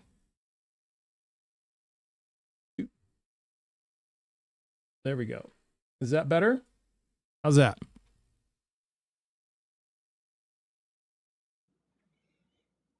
Okay, there we go. I did see that viewer discretion, but I thought I didn't really read it the whole way. Okay, there we go. We got it fixed. No. Don't worry. That was important to interrupt. Thank you for getting my attention. I'm sorry I wasn't paying closer attention. Okay. All right, back to you, Isaiah. Sorry about that. Okay. So why does all of this that you're saying make the universe contingent? Because you said that the universe is contingent because ultimately it will end up in heat death, and that all these objects in the universe will go away. I'm saying it's contingent because we haven't witnessed heat death. You have not witnessed heat death. Yes, because if it was infinite and not contingent, then we would have already been in heat death. Okay. And how do you know that? Because stars would go away, and I still see stars. Okay, but that doesn't mean that the universe is contingent, though, because that just means that it depends on something outside of itself. The universe is expanding. It still means that the universe is still expanding. But that doesn't mean anything, though. That doesn't mean anything. That doesn't mean that it's relying on something outside of itself. It's expanding. I mean? So if you go backwards from expanding, then it goes. You cannot have infinite past, like infinite past. There can't be infinite past causes. How do you know that? How do we know anything? You don't know, but right. But how do you? Well, you're saying it as if it's fact. So explain to us, how do you know that you cannot have an infinite past? Because that's not what quantum mechanics says. So what part of quantum mechanics says that you cannot have an infinite past? Like which part of the Schrodinger equation?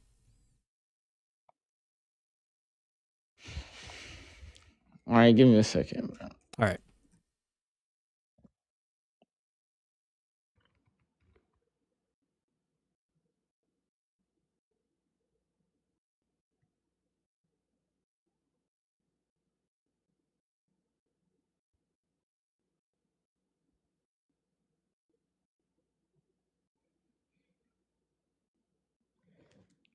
So you said, why can there be like?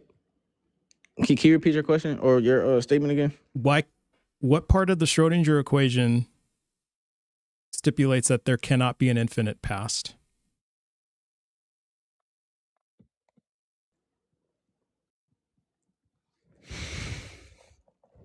You know what the Schrodinger equation is, right? What does it do? Can you repeat that? What's your the Schrodinger equation? What does the Schrodinger equation do? What does it calculate? I don't know. Inform me. The Schrodinger equation calculates the probability of the superposition of a particle at any point in space or time, which means that, so you can go at any point in the past, present, or future, and any point in space. So that implies that you can calculate the superposition of a particle at any point in time. So that implies that it's eternal. The quantum eternity theorem, which makes the assumption that the Schrodinger equation is true, in which we have demonstrated that hundreds of thousands of times. One example of that is the fact that you and I are talking on this app. That is a result of quantum mechanics. Miniaturization on our phones, that is quantum mechanics. So we demonstrated the Schrodinger equation many, many, many times. So the quantum eternity theorem assumes that's true along with two other equations. Can't remember the other two, but you can look that up. And the quantum eternity theorem asserts that there always was a non-zero amount of energy in the universe, and it also asserts that time is eternal. So why is it? So again, I go back to the question I asked you 20 minutes ago. Why do physicists disagree with you? About the contingency argument? No, about time being eternal, because you said you can't have eternal time. Oh, what's the article that say they disagree? I just told you the quantum eternity theorem and the Schrodinger equation.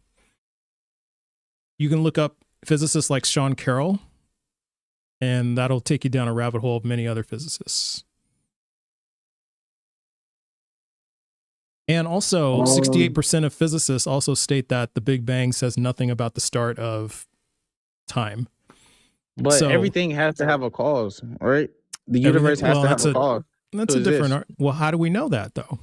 Because what if the universe always existed? Then does it have to have a cause? Because if everything has to have a cause, that means what caused God? He has no cause. Well, wait a minute. You can say that same thing. You can say that same argument about God. He's always been there. Okay, just so you said about the universe. But you just said everything has a cause. So what caused God? He is the cause of all cause. Okay, so why can't we say that about the universe? We actually have evidence of the universe. See, that's the thing. We actually have evidence that the universe has always existed. What evidence do you have that God has always existed? The universe itself, because the universe is constantly expanding. Okay, it's so not. But that doesn't follow. The universe is just because the universe is always expanding, why does that? Just because the universe is fine-tuned, why does that demonstrate a God is real? Why can't the universe just be? It's fine-tuned in an intelligible way. Okay, it's fine-tuned in an intelligible way. Okay. Yeah, the fact that we are the perfect distance from the sun to be able to support life points to a mind-like being. Okay, so you understand that Mars is within the Goldilocks zone, right? And Venus is as well, right? Does Mars support life?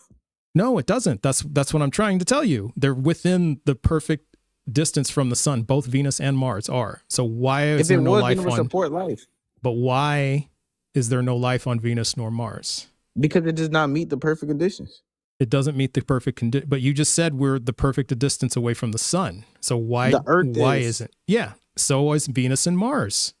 Venus is hotter than the Earth, and Mars is colder than the Earth. But you do know why it's hotter than Mars or Earth?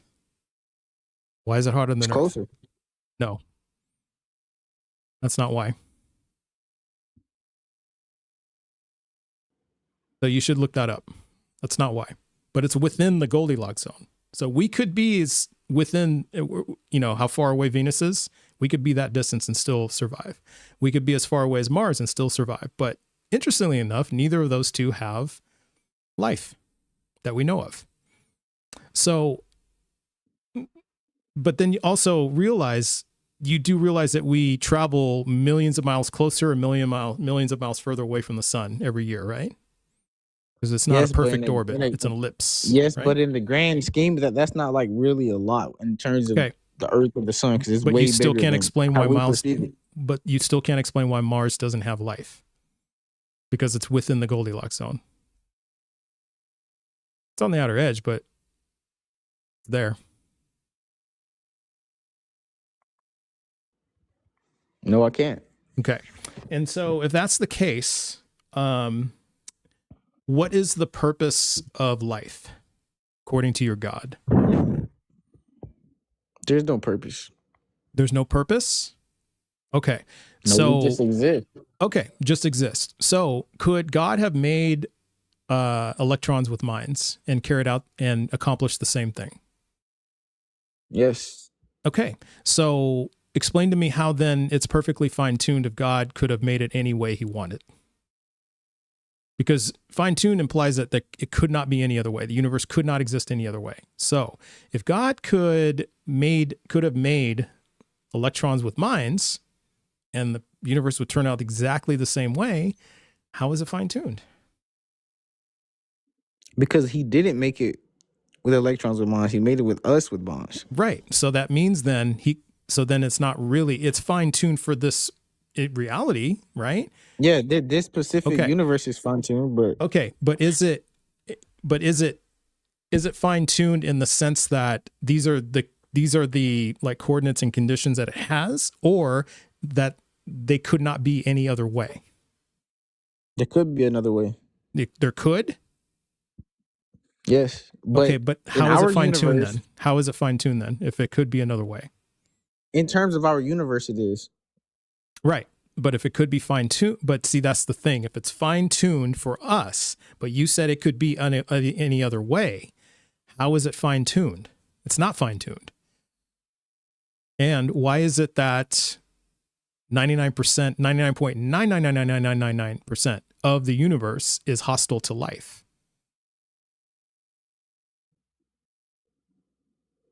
Can you repeat that?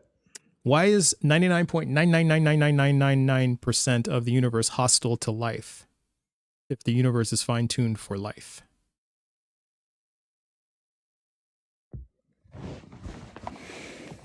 Can you inform me on that? Like elaborate more on that? Yeah, exactly. Like we need spacesuits to be in outer space, right? Because if it's not the cold that'll get us, it'll be the radiation, right?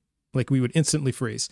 If you just go look up a video on why we can't go to Jupiter, we can't land on Jupiter. Just can't do it, right?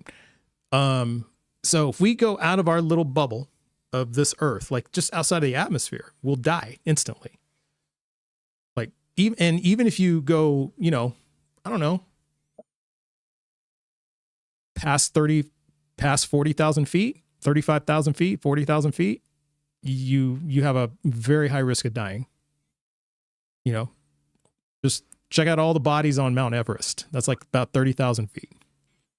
So there's higher you go, the higher risk you have of dying, right? So about 35, 40,000 feet, it's like it's like a very high risk.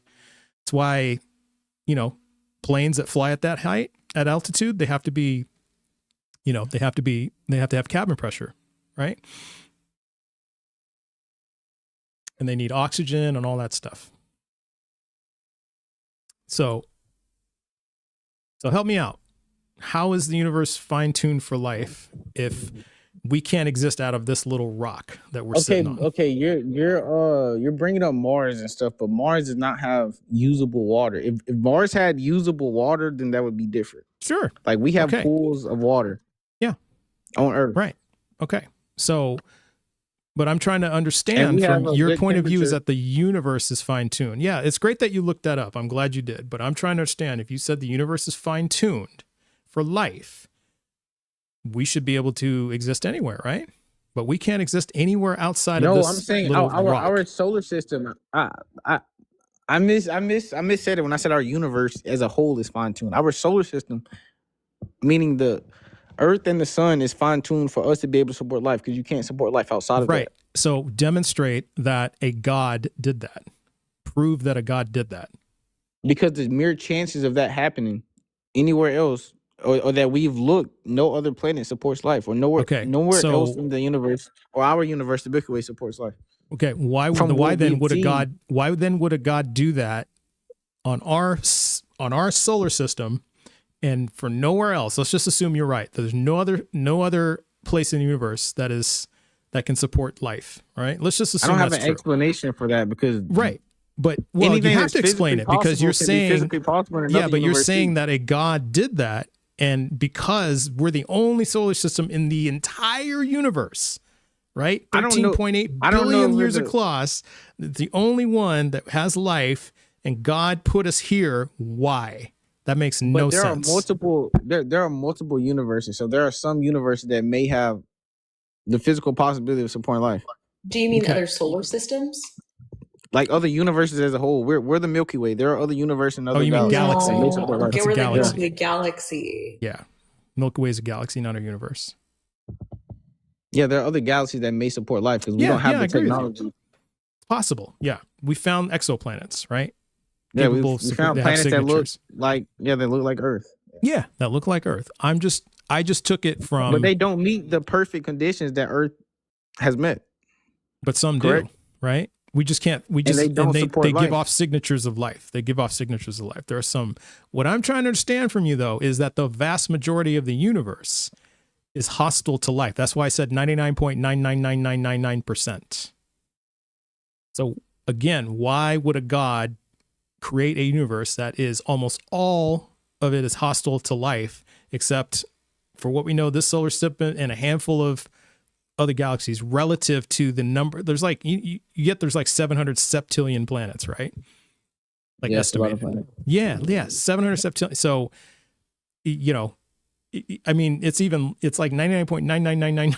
It's like the number of planets potentially that could support life is so infinitesimally small. Like the percentage is so ridiculously small. I'm going to start the kick poll. But yeah, so I'm just failing to see how this is all fine-tuned. And also, as I said, if God could have made this any other way, that doesn't support the fine-tuning argument. Yeah, agreed. There are components that indicate, that there's Planck's constant. Yeah, but we don't know that. We don't know that the universe is 99.9% hostile. It feels that way because of physics. We don't know. No, we don't know. It just feels that way because of physics. Okay. And life conditions are very narrow, and we fall in that narrow margin of being able to support life. Yourself. Yeah, because if life conditions are very narrow, then you can't both say life conditions are narrow, but then we don't know that 99.99% of the universe can't support life. Well, then what is it then?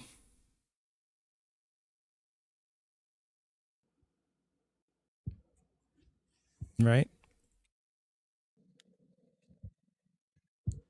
Yeah. All right.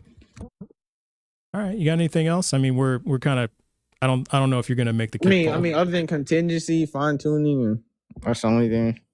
What you got? That's the only thing. Those are only strong explanations I could make for like there being. Okay. Well, yeah. I mean, I understand. I talk about this a lot, and it's not very convincing. So, but hey, I appreciate you coming up. So enjoy the rest of your day. You too. All right. You too. All right. So I think kind of going back to that was a skunk. That was a shutout. 29-0.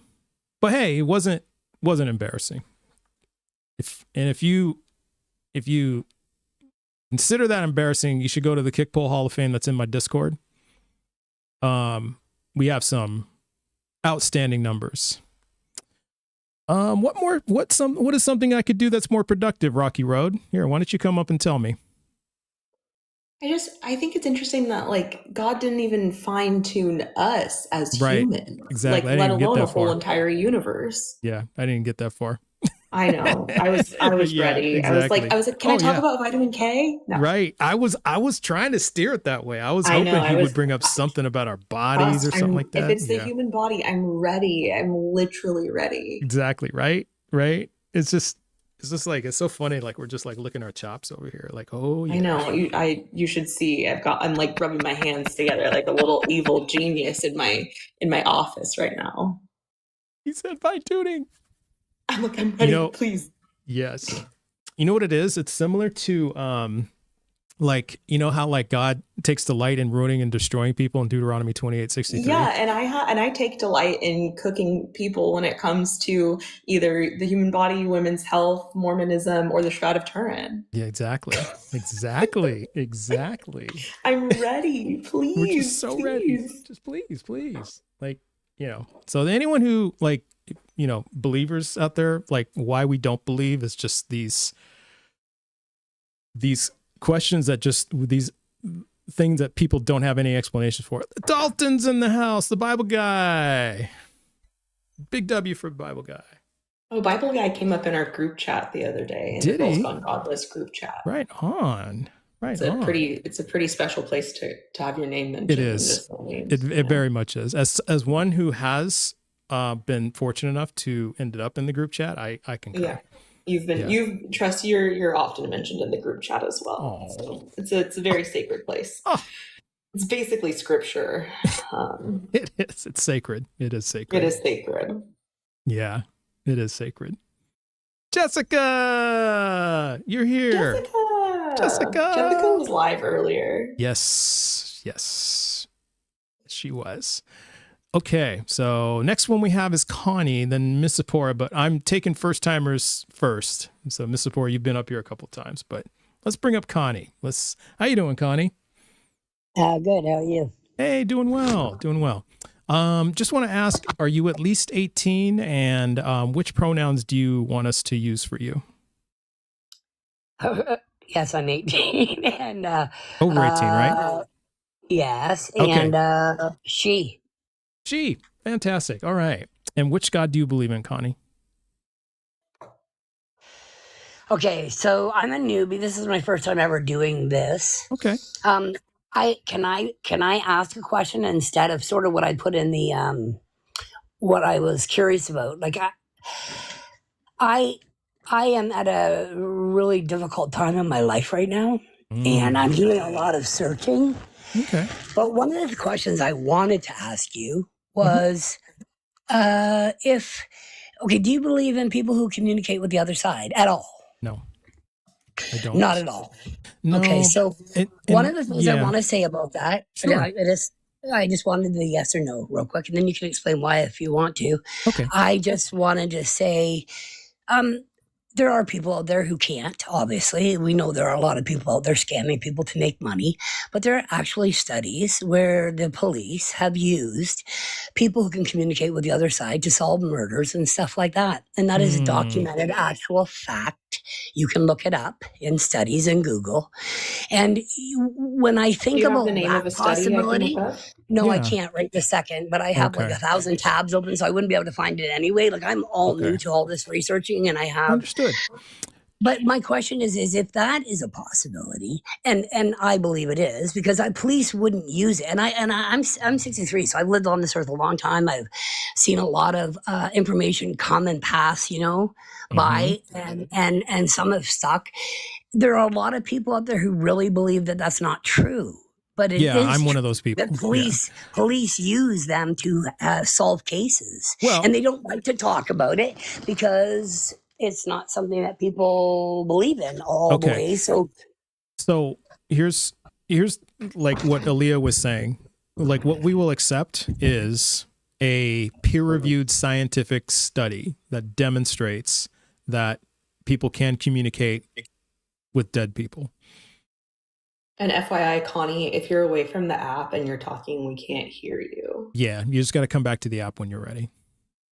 But yeah. And sorry, I didn't know. No, it's okay. Yeah. People do that a lot, but it's if you're going to like go find the article, that's great. Please, but just remember to come back to the app when you want to talk. That's all. So that was just basically what I was thinking about. I didn't know how you felt about that. So yeah, that would make sense that you wouldn't believe in that if you also don't believe in a God. So yeah, I don't believe in that. Only because we don't have any evidence of that. Now the police using that, a lot of times they will do that like in desperation. They'll take tips, right? But usually it's when they're very desperate, like they have no other way to go, and they'll just say, "Oh, okay, let's just give it a shot." But people get lucky. That happens, and but I remember having a friend who used to who believed that he was clairvoyant like that, and like he would reach out to people and like to try to solve cases, you know, because he had like a dream or a vision or something like that, and right. like every single time he was wrong. So, you know, but Yes, he was sure that he had it. Yeah, he was sure. There have been some people that have, you know, tried to say what was going to happen in the future, and it did not come true. And there are some that do. And but he was definitely not a scammer. Yeah, he wasn't a scammer. He didn't like have a, you know, a psychic business or nothing like that. He didn't. Right, but he believed he believed it. Yeah, but he was wrong every time. Yeah, it just wasn't true. Yeah, and so. And, you know, he's my friend. I'm not going to like, you know, I'm not going to make fun of him or bust him like that. I'm just like, oh, okay, that's cool, Tim. You know, all right. Right. The other thing that also is what I'm learning about is in the body and in the mind and all the things that they've hidden from us and the way we work. And I think about it in the sense of differently than you do. It's a good perspective, what you were talking about. All of the planets, we're the only one with life, and it being the diversity that it has. And we now know that they've lied about a whole whack of things. Sorry, who? Yeah. Pardon? Like, what's an example of something? Yeah, who lied? Like, give us an example of what was a lie. Well, there are a lot of teachings that go way back to understanding our mind and the power and the control, and learning like autophagy and things like that our human body does to clean up cells in our body. Like I'm 63. I have probably 20 different diseases, all diagnosed. And I've been on a healing journey, all while searching for more answers about the universe. And while I'm doing that, I'm coming across things that I never even knew existed. And yet they have been buried for years and years and years. Like what? By who? Yeah, like the what? system, the whole system. Well, yeah, give us an example, Connie. Yeah, we're interested. What's an example? And you should point out. Well, I should point out. For example, our body actually has things in it. Autophagy. Just look up what autophagy is. It's where. How do you spell it? Autophagy. Yeah. AUTOG maybe. APH. Oh, something like that. You'll find it right away. Yeah, there are all kinds of things. Autophagy. If you do if you do any surgery. So I literally was applied for MAID. If you know anything about what MAID is, it's medical assistant in dying. And I just was turned down. And then something happened in my life that turned my world upside down. And now my health journey and my godly journey are all combined together. Okay. And I'm in the process of writing a book. Oh, because wonderful. I went back and looked at my life. Okay. And I was very, very ill. I didn't have a memory about things in my life. I had to have some type of healing in my body in order to even remember the things in my past. And when I went back and looked at my past, there were things that stood out as strange. Can you slow it down? Oh, sorry. I'm used to talking very fast. Oh, it's okay. That's all right. So, well, there's a lot to unpack here. So let's go all the way back to autophagy here. So are you saying that autophagy is evidence that God is real? Well, I think that when you start realizing how in tune this body is, do you really think it's all by chance? That a body that actually scientists don't either. If you walk on the earth, you get charged, especially if you do it first thing in the morning. Sorry, and you walk. Hold on. Stop. Slow down again. Yes. Yeah, you're going really fast, Connie. So you gotta slow down. Let's take one thing at a time here. Yeah. Okay. Yeah. I have ADHD severe. Oh yeah. No worries. And so do I. No worries. We are very neurodivergent friendly here. So not a problem. But if you do, like, if you throw a lot of stuff at me, I gotta stop you. So just so I can keep up with you. Cause I think neurodivergent people, they, cause sometimes cause your brains are really like, it just operates really fast sometimes. And so I don't operate that fast. I'm slow. So I gotta. And unfortunately, because I communicate that way, I never took the time to articulate my point. But like I said, your neurodivergence is more than welcome here. It's not a problem, Thanks. But so let's go back to the autophagy. Okay. And you're saying because of autophagy and the way our bodies work, that for you is evidence that God is real. Now I wanted to kind of go back to scientists don't think this is all random or by chance, right? Right. It is, like that it would have, it's not this way It randomly. works because it works. If it grew from something, it all works together. It works because of evolution through natural selection and adaptation. Yes, but that's a process governed by the laws, ultimately governed by the laws of physics. So basically the laws of nature, but the laws of nature are not random, right? Are not by chance, right? So if that's the case, because I agree with you. Autophagy is pretty awesome. Not going to lie. It's pretty awesome. There are some awesome things that our bodies can do, but there are some really messed up things that our bodies can do. And this is when I turn it over to Aaliyah, because we were just talking about this. So what's an example of that, Aaliyah? Yeah. Oh, this is actually one of my favorite examples. So I agree, Connie, that like the human body is like the coolest thing ever in my personal opinion. I'm a big fan of the human body. I have a human body. I've made a human body. Human bodies are great. I'm actually in nursing school. I trained as a home birth midwife. Like, I love humanity. I hear you that it's really cool, but like there's also some things where I think it's a direct contradiction in the thought process that there's a God, that there's a mind that created our bodies. Are you familiar with vitamin K? Yes. Okay. Are you familiar with vitamin K deficiency bleeding? No, I don't know about the bleeding, no. Okay, so vitamin K is a clotting factor that we synthesize in our body, but we can only do that if certain bacteria have been introduced into our bodies. Correct. So, for example, when babies are born, their gut biome is sterile, so they don't have this bacteria present to be able to synthesize vitamin K. So, in the earlier 1900s, like 100 years ago, or a little over 100 years ago, when scientists discovered that vitamin K was a clotting factor and that newborns don't have it, they started doing a prophylactic vitamin K injection after birth to prevent vitamin K deficiency bleeding. And what happened as a result is that babies stopped randomly unaliving from this bleeding. So my thought is that if, our bodies were created by God, why would he create this system in which perfectly great, wonderful, freshly born babies are unaliving just because of this one bacteria that doesn't exist? Like, why weren't all of the clotting factors given to us at birth? Well, we know why things are wrong, if you want to believe God, is because the moment we didn't listen to him, all suffering came, which is why I'm questioning it, which is why I'm here today, because one question was given. Nobody will follow you if you give them choice. And that one question, he allowed all of the suffering on all humanity. And to me, that just doesn't seem like loving. That's not very loving. I agree. That's not very loving God.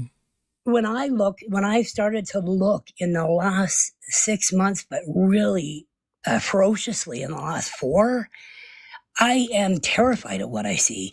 I don't like it at all, because I'm learning so much about, like, I went back to the very, very beginning. Why did it all have to happen that way?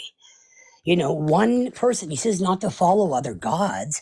Well, the devil was a god. He was a god reigning in heaven, was he not, Michael, right? Do I have that right? No. No? He's an angel. Yeah, that's why he said an angel. Well, you said God. Well, there are other gods, right? So he's not considered a type of a god. All of the angels are not considered a type of a god because they have power, right?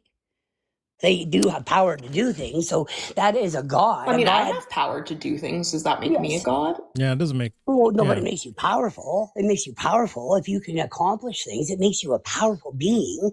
Whether, like, I'm just saying one way or the other, if it's, like, the devil is a god.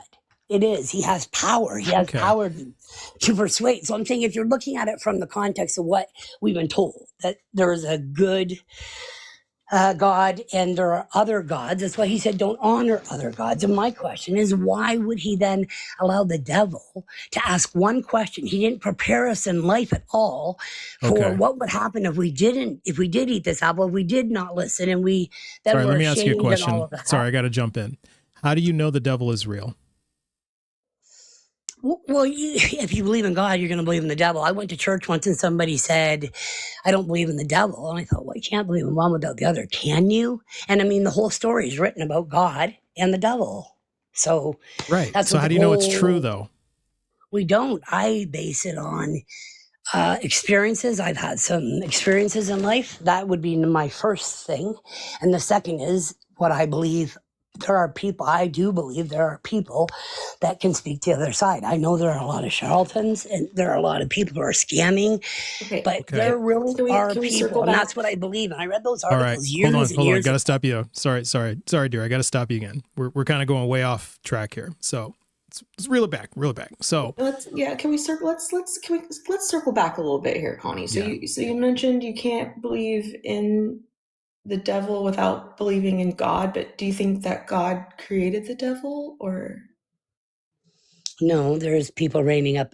If you're going by that story, like the other day I typed into Google, what are the commonalities between religions? God created the devil?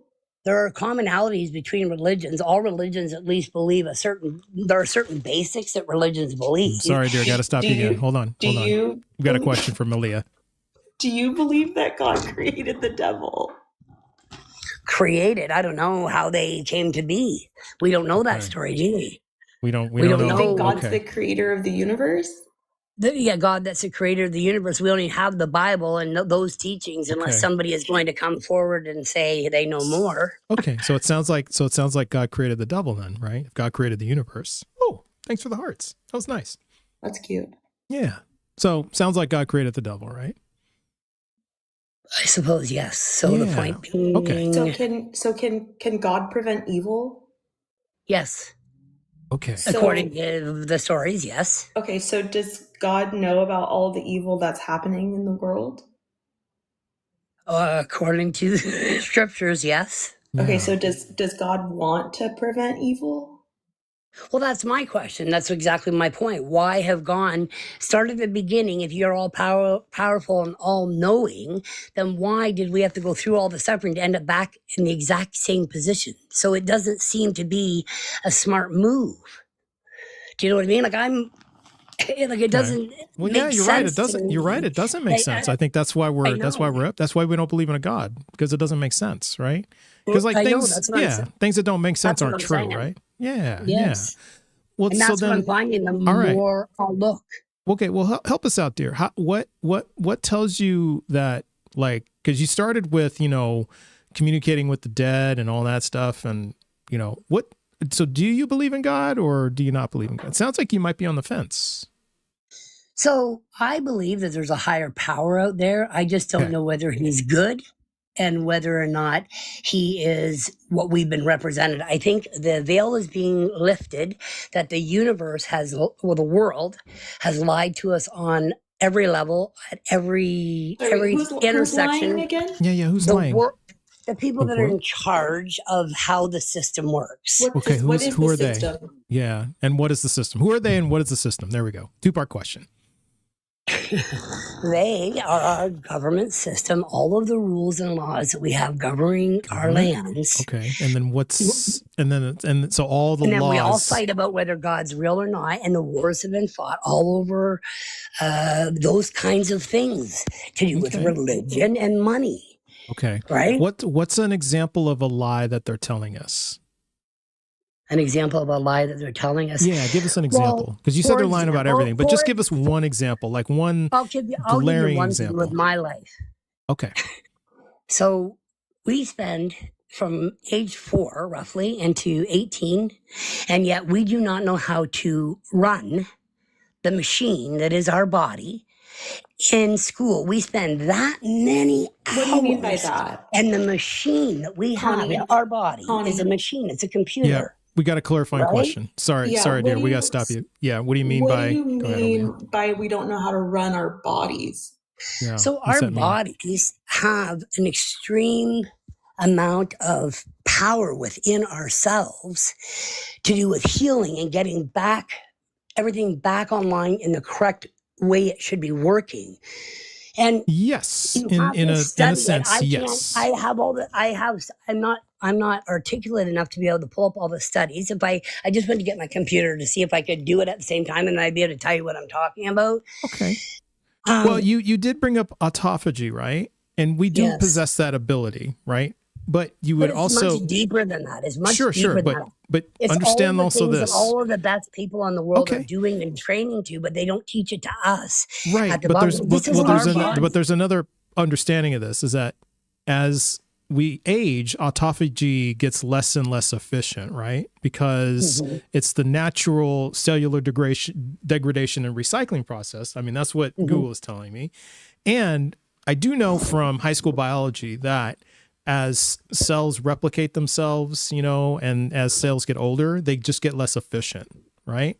And then when they replicate new cells, those eventually, there's like genetic mutations and all this other kind of stuff. Like this just, although I agree with Aaliyah that our bodies are pretty awesome, but they're very flawed, right? They're very, our bodies are very flawed. So they are, but that's part of that. Yeah. But what is the self-healing that you're talking about? Yeah. If you like what? Give us an example. Yeah. Give us an example. I've literally lost 40 pounds. I'm changing my health. I went off all medications. I have had a healing, numerous healings, and I am doing the healing. So I've had an experience of healing in my life. So I had a disease for 30 years, over 30 years, gone. I had another disease, gone. I was in a serious car accident. Somebody tried to kill me when I was 17. Oh, goodness. And drove to, was heading for a parked car. And last second, I grabbed the wheel. And in that, I got fractures in my back and a scar on my face. And oh, goodness. Now I forgot what I was telling you. Well, we're glad you're here. Yeah, we're glad. So is that your evidence that God is real, or? Yeah. I lost what I was going to say. Sorry. Oh, that's okay. Because what we're trying to do is get evidence that God is real, right? That's why we're here. So what? Well, evidence that God is real. I mean, I've experienced miracles, and I've experienced some really strange things in life that I don't know whether I want to share it or not. But tell us how that. Because see, here's the thing. Years ago. Well, hold on. For me, because I mean, if we kind of get into the experiences, but see, for me, I have had no experiences that God is real. So then that would tell me that there's no gods, right? Because if we're going to take experiences as evidence of something being true or not true, then you would have to take my evidence that I have had no supernatural experiences and weigh that against your evidence that you have, right? So that would mean then that there can't be both evidence for something not being true and it being true at the same time. So how could we judge or test whether or not my experiences versus yours is true? Like what's an independent way we could test it? I'm not too sure. Okay. Yeah. Cause I think that would go a long way. Wouldn't you agree it would go a long way into seeing which is true? Well, like I know if we could set up a test somehow. You mean if they can study inside your brain when you're supposedly talking to somebody from the other side? I think they did that with one of the guys. He's a young kid. He scribbles when he talks to the other side. I think his name's Tyler, Tyler. I think they did they're started to scientifically study his mind. And I haven't done too much research into that.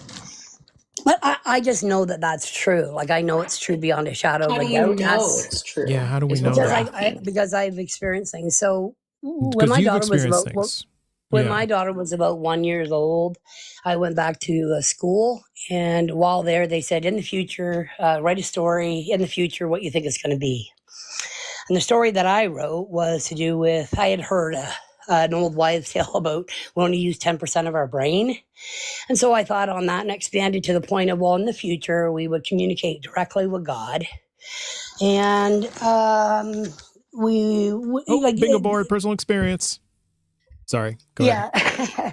And then in the future, many years into the future, I was in signs of dementia. I had signs of, I couldn't remember. It was a joke in our household.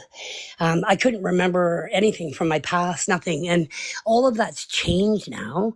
And then one day, I started looking at my past, and there were some really weird things. Like, I married a man named Adam Starr, and I married him in, I think it was 1985. And Do you have a belly button? Yes. Okay. He did. Okay, that's good. So he's not the original Adam. No. He's not the like original. Adam not from, the, like, not Adam the and Eve. original. Yeah. But the year that he died, my grandmother was the only one that saw me, the only grandchild to get married. And I married him, and she died just before Christmas. And her name was Mary.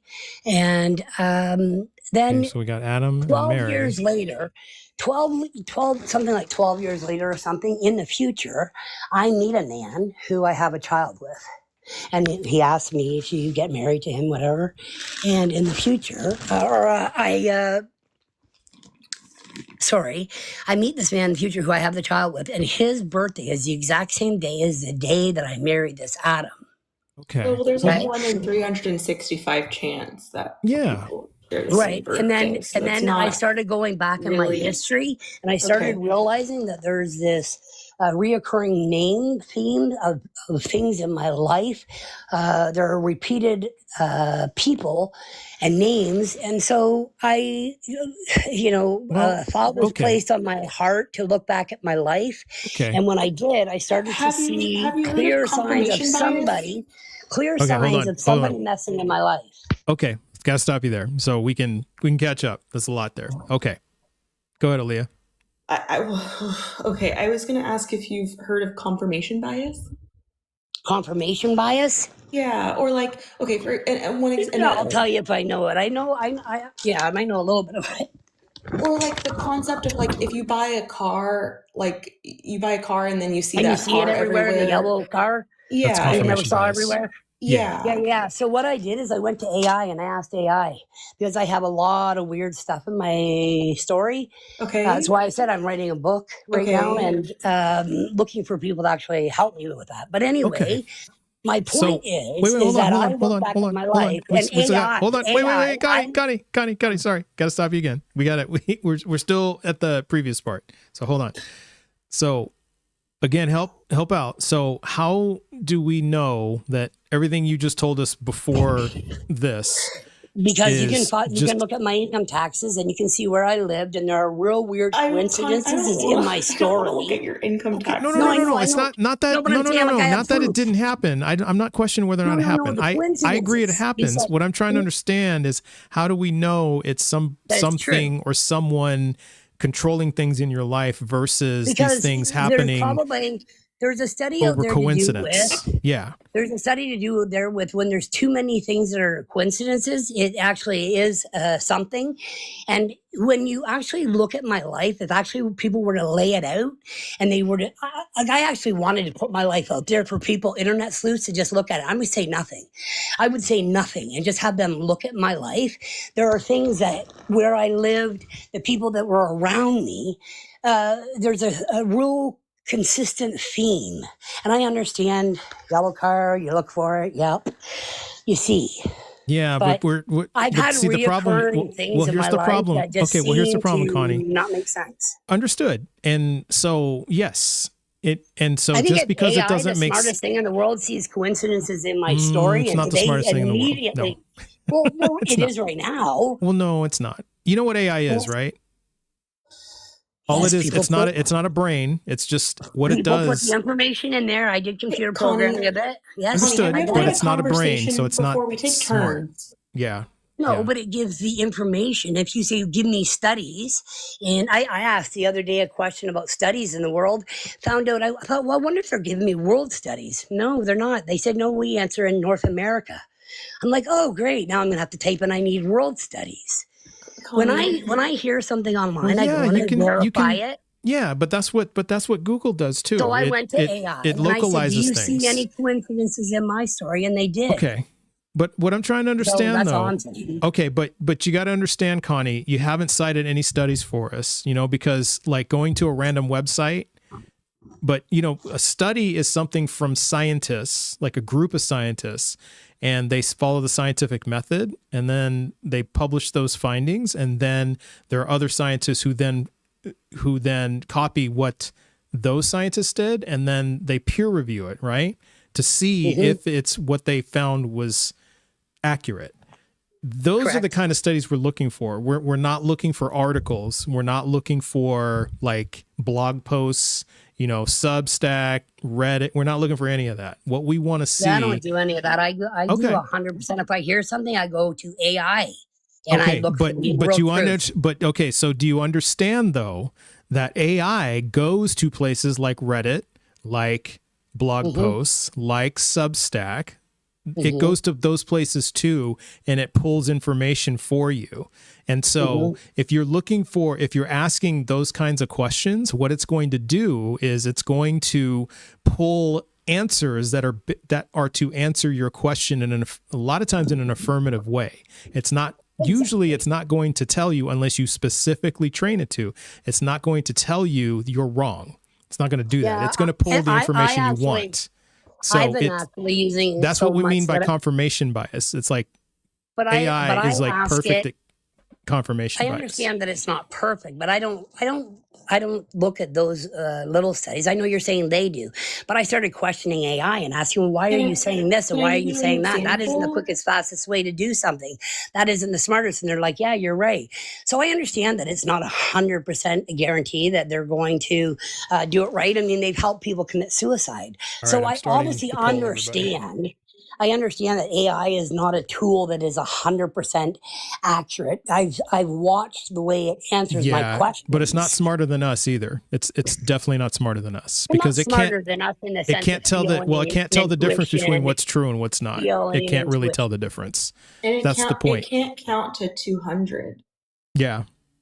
Yeah. And, there's people that have tricked AI all over the place. So it's, you have to ask things in a specific way to get the information that you need to see for it to be accurate. And so if you ask it ask it like you're asking a librarian, right? Or a scientist. If you ask it like you're asking a scientist, see, a scientist has a way to determine what's right from what's not right, right? But AI doesn't have a way to do that really.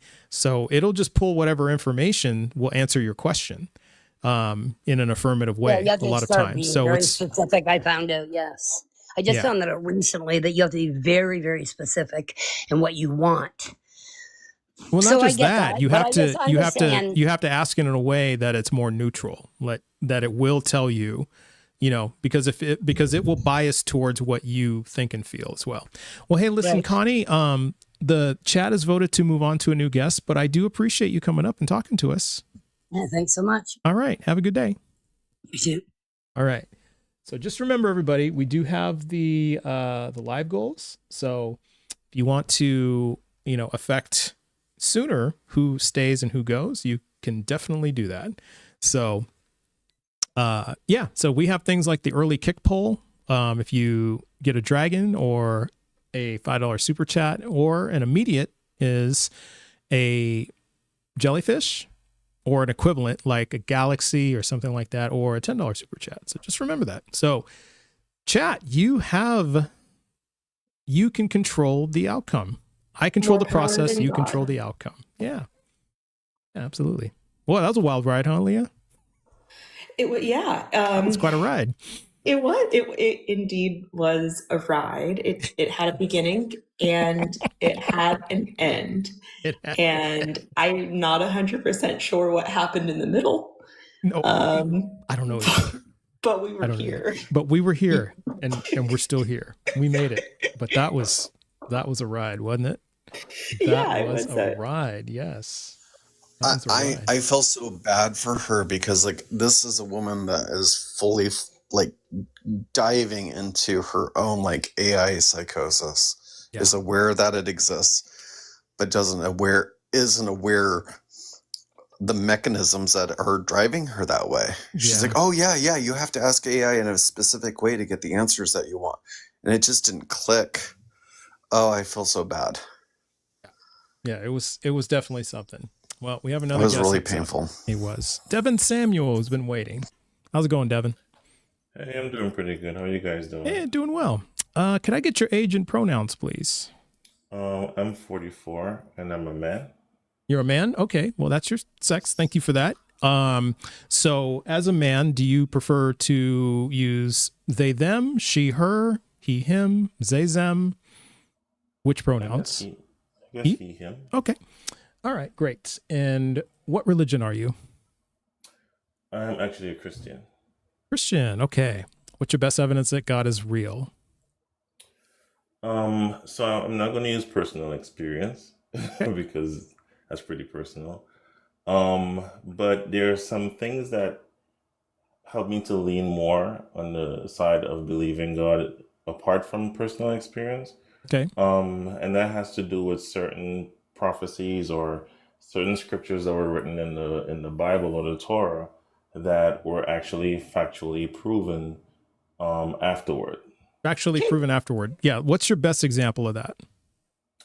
So there's a scripture in Job 26, verse 7.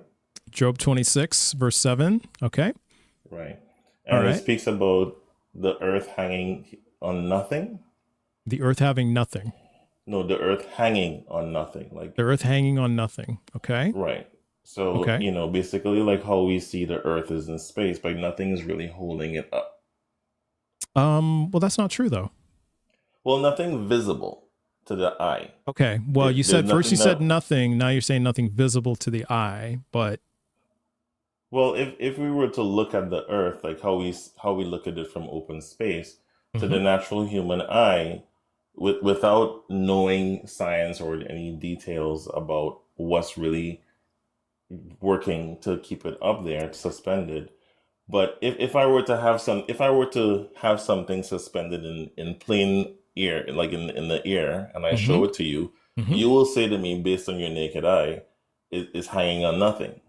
I mean, maybe in a figure of speech sort of way, but scientifically that wouldn't be true.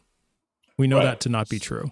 Yeah. Right. So I'm still trying to understand because are you saying that did this quote unquote prophecy from Job, are they literally talking about nothing, like absolutely nothing, or what exactly how do we know that though? Right. So remember, these are prophetic things. So sure, but I'm trying to understand. Well, hold on. Before you go on, I just need to understand what exactly are they talking about when they say nothing? What exactly do they mean? Well, he means that it's suspended. Like it's you suspended. Can't physically. Yeah. Okay. You can't see anything. Physically. But that's not really true of the Earth either. It's not really suspended. Right. So at the time that this was written, there wasn't much, they were not as far into science as we are today. Perfect. To be able to explain what's happening scientifically. All right. But if that's the case, how do you know then that what they were talking about is actual, like what that they mean the exact same as what we mean when the Earth is the way it is? So that's what I'm trying to ask you. How do you know that they're talking about it in the exact same way? I guess there's other scriptures to prove that they were talking about this sphere. Okay, so really not this one? Okay, the sphere of the Earth. No, okay. well, this one too, because you have so there's other scriptures that talk about the Earth being a circle. Right? Okay, yeah, that's a circle, but not a globe, right? Not a sphere, because there's a difference between a circle and a sphere, right? Yeah, but it's still circular in shape. Right? Yeah, it's still a circle in a shape. Now, what do they mean by do circles have four corners? No, they don't have any corners, right? Any corners, right? They don't have corners. Okay, so why does the Bible talk a lot about the four corners of the Earth if it doesn't have corners? They're talking about east, west, north, and south. So we know we have east, west, north, and south. But okay, well, they don't say east, west, north, and south. They say the four corners of the Earth. Right, but I mean, when you look at directions, right? You could say like if a wind is coming from the west or the north, you could say, hey, the wind is coming from this direction, right? Right, but that's a direction, not a corner, right? That's different than a direction is different from a corner. So I Right, wouldn't but say it's not coming, because we never say it's coming from the west corner. We say it's coming from the west, or maybe west southwest or west southwest or something like that, right? But that's not corner. Yeah, that's different. So, but even in science, they will tell you that even though it says four corners, it's really speaking about the four winds. Where does that say? You could just Google. I mean, I'm not sure exactly what the website is. Well, but you have to tell us because we're asking for evidence from you, right? So you can't. The burden of proof is on you, Devin, yeah. And I'm here with my computer, and I can look up any article that you have to validate your claims. Yeah, and also it does say in 1 Peter 3 verse 15, be prepared to give a defense for anyone that demands accounting, right? And so we're asking, so the accounting we're asking for is like receipts, right? So we're asking you for receipts, but you don't, if somebody asks you for a receipt, you don't say, go look it up. You go get the receipt and show them. Okay, I totally agree. But I think for the fact that in that time that it was written, to make such a bold claim that the earth is a circle, or that the problem is, I'm sorry to interrupt, but the problem is that you can't, the Bible can't at one point say there's four corners and then say there's a circle. That's a contradiction, right? Because you've claimed that the corners refer to direction, but you haven't provided us any evidence, so there's no reason to believe that. So we're still stuck on, well, if it says circle, but then corners, and circles don't have corners, that's a contradiction. And contradictions aren't true. Okay, so apart from so if we leave the evidence of the shape of the earth, there's actually historical things that actually happened. Historical things, through prophecy that would show that it actually happened afterward, and the fact that prophecies were actually fulfilled even years after it was said. You have to actually attribute that whatever was communicating this message to us has to be valid, or it has to be something that tells the truth. Okay, so then that means that Hinduism is true, right? Because Hindus can point to predictions that have successfully occurred in the Bhagavad Gita, and then they will say, well, the Bhagavad Gita is older than the Bible. So that proves that Hinduism is true because there are predictions that have come true in the Bhagavad Gita. So that means we should all be Hindus, right? Can you tell me some of those prophecies? Well, I'm not a Hindu. You have to ask a Hindu, but that's what Hindus have told me. Yeah. So we don't have any receipts for that. Well, I'm not a Hindu, so I shouldn't have to give receipts. Yeah. All right. But I'm asking you though, but see, that's what they say, right? So we should, so according to your logic, if that's true, we should all be Hindu, right? No, I'm just wait a minute. Why doesn't it? Okay, you have receipts. I have receipts. I don't know about the Hindu people, but I have receipts. You have receipts. Well, you would agree that the Hindu religion's been around longer than Christianity. So if they didn't have any receipts, why would it sustain for so long? Well, apart from Hinduism, we have the Torah, because Christianity came from the Torah. Sure, and it's older than the Torah. Yeah, the Bhagavad Gita is older than the Torah. But the stories that were written in the Torah were even before. And the stories that are in the Bhagavad Gita were even before they were written down. So they're still older. Still older. All right. So getting back on the topic, like you have to admit that there were prophecies that were quoted in the Bible, quoted in the Torah, that actually came to pass in human history. I don't think so. Which ones? No. So do you mean like the one where it says that like Jesus, the Messiah, would be born of the house of David? Are you talking about that one? No, I'm talking about kingdoms rising and kingdoms falling. Okay. Like so King Cyrus. Yeah. So they have that in the Bhagavad Gita, right? So they talked about kingdoms rising, kingdoms falling. So but they would talk about how they would rise or how they would fall. Yeah, they do the same thing. So what I'm saying is, you're saying that they did that, But I'm using a symmetry. Yeah, it's a symmetry. Right. And so if we had a Hindu in here, they would be able to tell you which ones, and then we could verify that. So if we verified what they said in the Bhagavad Gita as predictions, that would make the Bhagavad Gita true, right? And Hinduism therefore is true. I mean, I can't even tell you because I don't know what they wrote.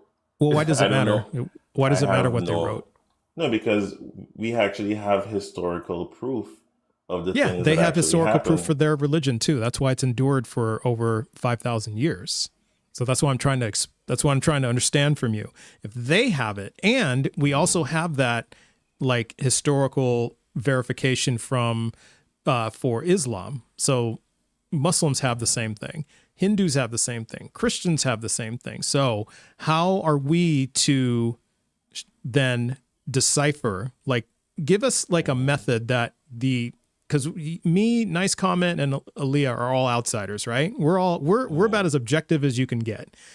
Help us understand how we could then use a method to determine whether or not the prophecies that you claim happened in the Bible, or versus the prophecies that the Hindus claim happened in the Bhagavad Gita, versus the prophecies that the Muslims claim that happened in Islam, demonstrate that their belief is true. What method could we use to do that?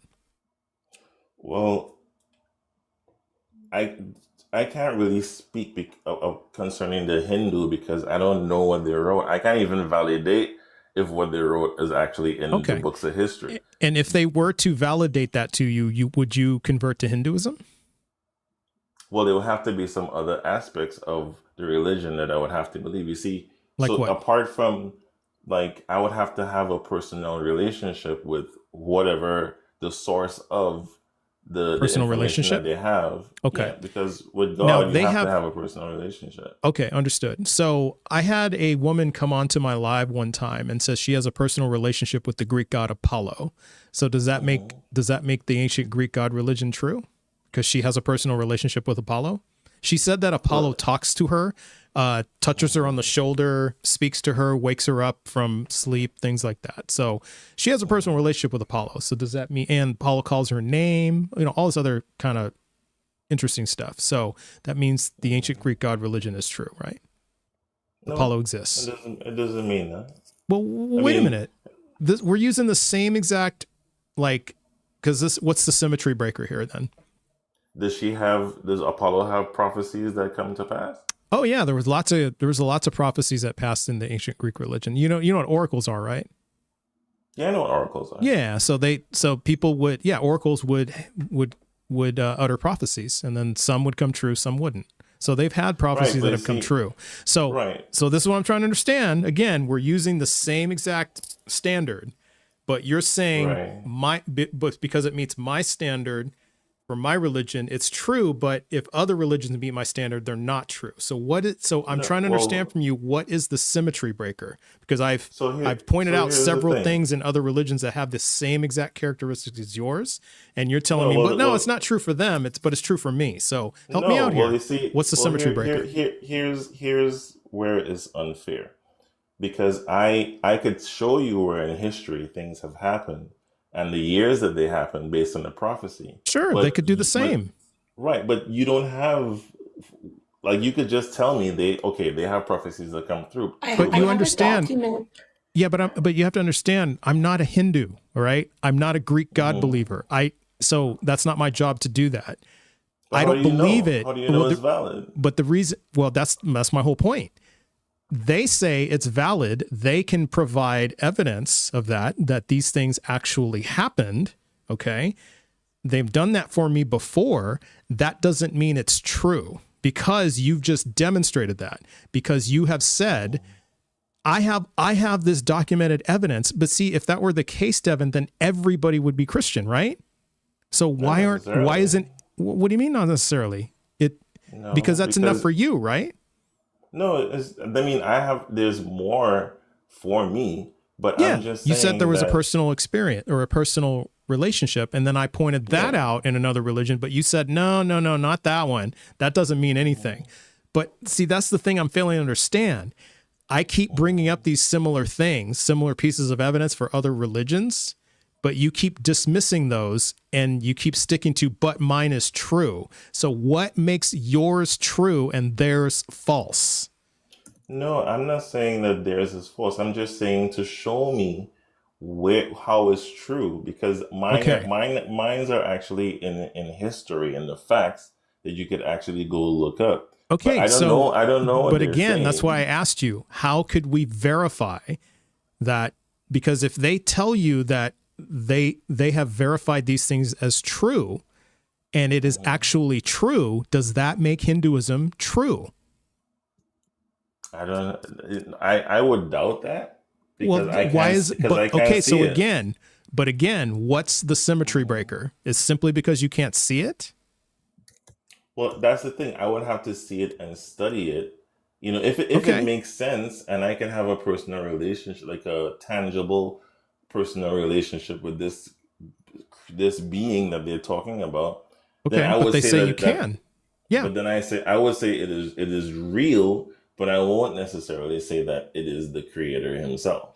Okay. So if if a Hindu monk tells you, because this is what a Hindu monk told me, that he personally tapped into the singular consciousness, which is the creator of all existence, and that the singular consciousness downloaded data to his brain while he was meditating as a guru. And so he knows for 100% certainty that the singular consciousness is the actual true God, which he would say, yeah, you can call it Brahma or whatever you want, but it's just a singular consciousness. And it is, and it also told me that, people who don't believe in this have the Maya pulled over their eyes. So how would you demonstrate to this Hindu monk that you are actually not fooled by the Maya? You know what the Maya is? It's a big illusion, right? So how would you demonstrate to the Hindu monk that you are not fooled by the Maya? Because he said, hey, it downloaded this information to me. I know this for a fact. So how would you prove him wrong? Well, I would ask him certain questions about the characteristics of this being that he's talking about, because whatever he's talking about, it will have, like, based on how nature is itself, those things will have to line up with the creator, because by watching nature, you can actually figure out what kind of characteristics the creator is. Okay, so help me out here. What is an example of a characteristic that that points to the creator that is present in nature? Just give us a very obvious example. So when any animal, any being has offspring, right? Okay. There's protection, right? There's love. Not always. There's nursing. Not always. Not always. It's actually pretty rare. Apart from who? Sea turtles, sharks. What do sea turtles do? Well, Sharks sea turtles, eat their young? Sea turtles bury their eggs on a beach and then dip and leave. Okay. And then those baby turtles, when they hatch, then they make their way to the water, and then they just start swimming. But no parents around. Sharks, yeah, a lot of species of sharks. They don't care for their young. They just let them go. So if we were if we were to take a percentage of the creatures that do nurture and take care of their young, as opposed to the ones that don't, what percent would you say would that be? I would say it's a very low percentage. It's common. It's more common among mammals, but when you go outside of that, then it becomes extremely rare. It's a lot of animals. They just leave their young. Okay. Fish. So insects. All right. Well, lots of species. Yeah. Before I leave, what prevents you from believing that there is a God, or that God is real, or the God of the Bible is real? Insufficient evidence. It's not enough evidence to justify the existence of any God. Okay. Yeah. All right. Got anything else, Devin? No, but thanks for the conversation. Yeah, appreciate you. Have a good day, Devin. Take care. All right, take care. All right. That was interesting. Yeah. It was interesting, yeah. It was pretty Yeah, I mean, that's like the symmetry breaker. Yeah, it's just hard for them to explain because it's like they think that it's like unique to their own religion or their own belief. Yeah. And it's like every belief, they all believe the same thing. They just. I mean, there's plenty of Mormon predictions that they point out too. Exactly. It's just, yeah. I mean, if he was gonna really go down that road, I was gonna like you guys were like the. I'm ready. Last resort, yeah. If the you guys, I'm so ready today. But maybe I should have done that as a first resort. Yeah. But for Connie, the previous gal, she was just like, oh yeah, there's a lot of fake like people in touch with, you know, beyond the veil. And I'm like, so from a simple statistical standpoint, if you have enough con artists out there and enough people deluded, you're eventually going to, you know, hit a winning scratch off. Exactly. And when you have like millions and billions of people out there, it's bound to happen. The other thing I wanted to jump in that I didn't have time to is just like even mammals are terrible parents. Like you've got in a lot of ways, like mammals that will like, I mean, it's. Well, even some human parents are awful. Yeah. Oh, a lot of human parents are terrible. Exactly. But, like if you raise gerbils or hamsters, you have to sometimes separate the kids from the parents so they don't like eat them. Right. Oh yeah. I actually had that one time, a long time ago. I had like a bunch of mice that I had, and they were all in the same little cage, right? And somebody warned me, hey, you don't want to have that many mice, like mamas and all that stuff in one like area because bad things will happen. And yeah, one of the mamas started eating the guts out of the little other babies. I would go in there and I'd see like bodies and the guts would just be all eaten out. It was bad. That's cute. Yeah, wasn't that cute? Wasn't that adorable? Cute. And they stink to all holy hell. Mice stink. I don't know if it's true, but like allegedly quokkas or maybe wombats, I can't remember. They supposedly, if they're being in pursuit of a predator, will just basically drop their child. As in the same way that a salamander or a lizard will drop its tail. Oh, just like you've seen those. You've seen those videos of the pandas. They do the same thing. If you just offer them like an apple or something, they'll just give up their kid. It's nothing. They'll trade their kid for food. Panda of the year. Yeah, panda. Oh, yeah, pandas are just that bad. Alyssa Smith, how's it going? Alyssa Smith. You request up by accident? Sounds like you did. Sounds like it. All right. Well, I don't know if you're friendly, so I would say everyone send gifts, but don't know who you are. So I'll take it as an accident. Okay, we got Bean Dream next. Bean Dream, how's it going? Bean Dream. No. How's it going? As soon as I join, it's crazy. Okay. See me? Yep, we can hear you. My Wi-Fi back? Oh, let's go. How y'all doing? Okay. We're doing good. Do you know you're up on the live? Well, yeah, that's why I was talking. Okay. I didn't know if you were talking to me. My Wi-Fi was freaking out. No, I apologize. Yeah, no worries. Bean Dream, can we get your age and pronouns, please? I am a quarter of a century, and I go by Little Bean. Little B. Okay. Bean. Little Bean. Okay. That's great. Thanks for your nickname, but I'm trying to understand what your pronouns are. Like, what pronouns do people use for you?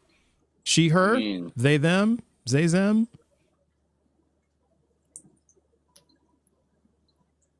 I already asked that question, so I'll answer it. So you don't want to answer it? So shall we choose pronouns for you? I mean, if you want to. You can go she, her, it is. All right. She, her. All right. He, him, it is. All right. It's he, him? But anyways. Well, no. We don't go past this one until we figure out what pronouns you are. So. All right. He, him. What? He, him. Thank you. Okay. Thank you. All right. Which God do you believe in? The creator.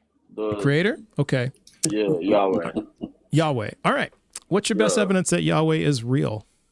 I I can do a lot of different evidence, but essentially, I want to go back to the nature thing because, like, that was a very fire subject. Because if we have an example, we're looking at Yahweh as water. That's the perfect living example, perfect mirror of Him. Slow down. How?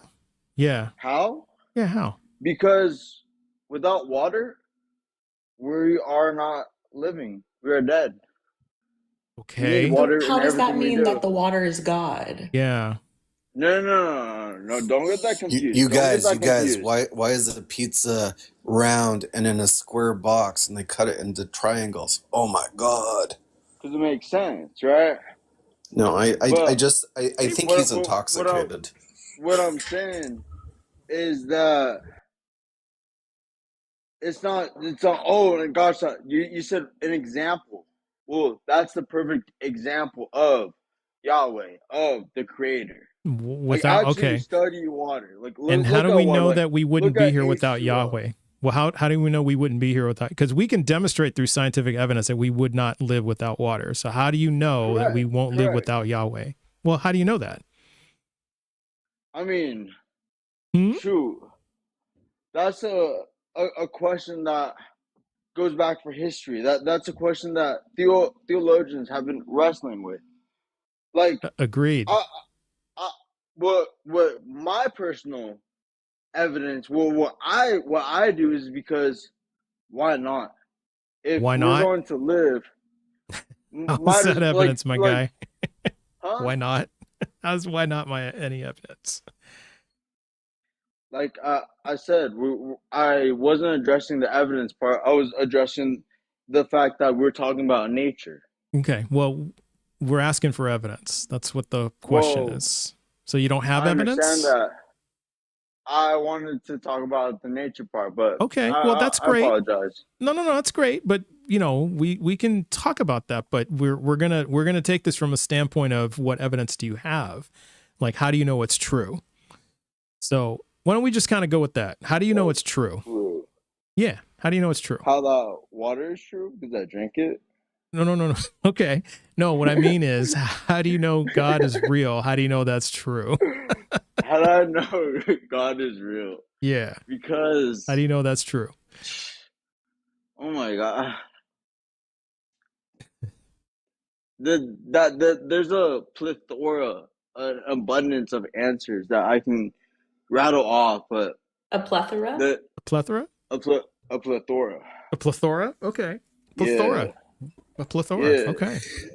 Oh, this is quite like how we choose in this live to say Lord Quafad, not Farquad. So we'll just choose to say plethora for this conversation. Like it's plethora. Caramel and caramel?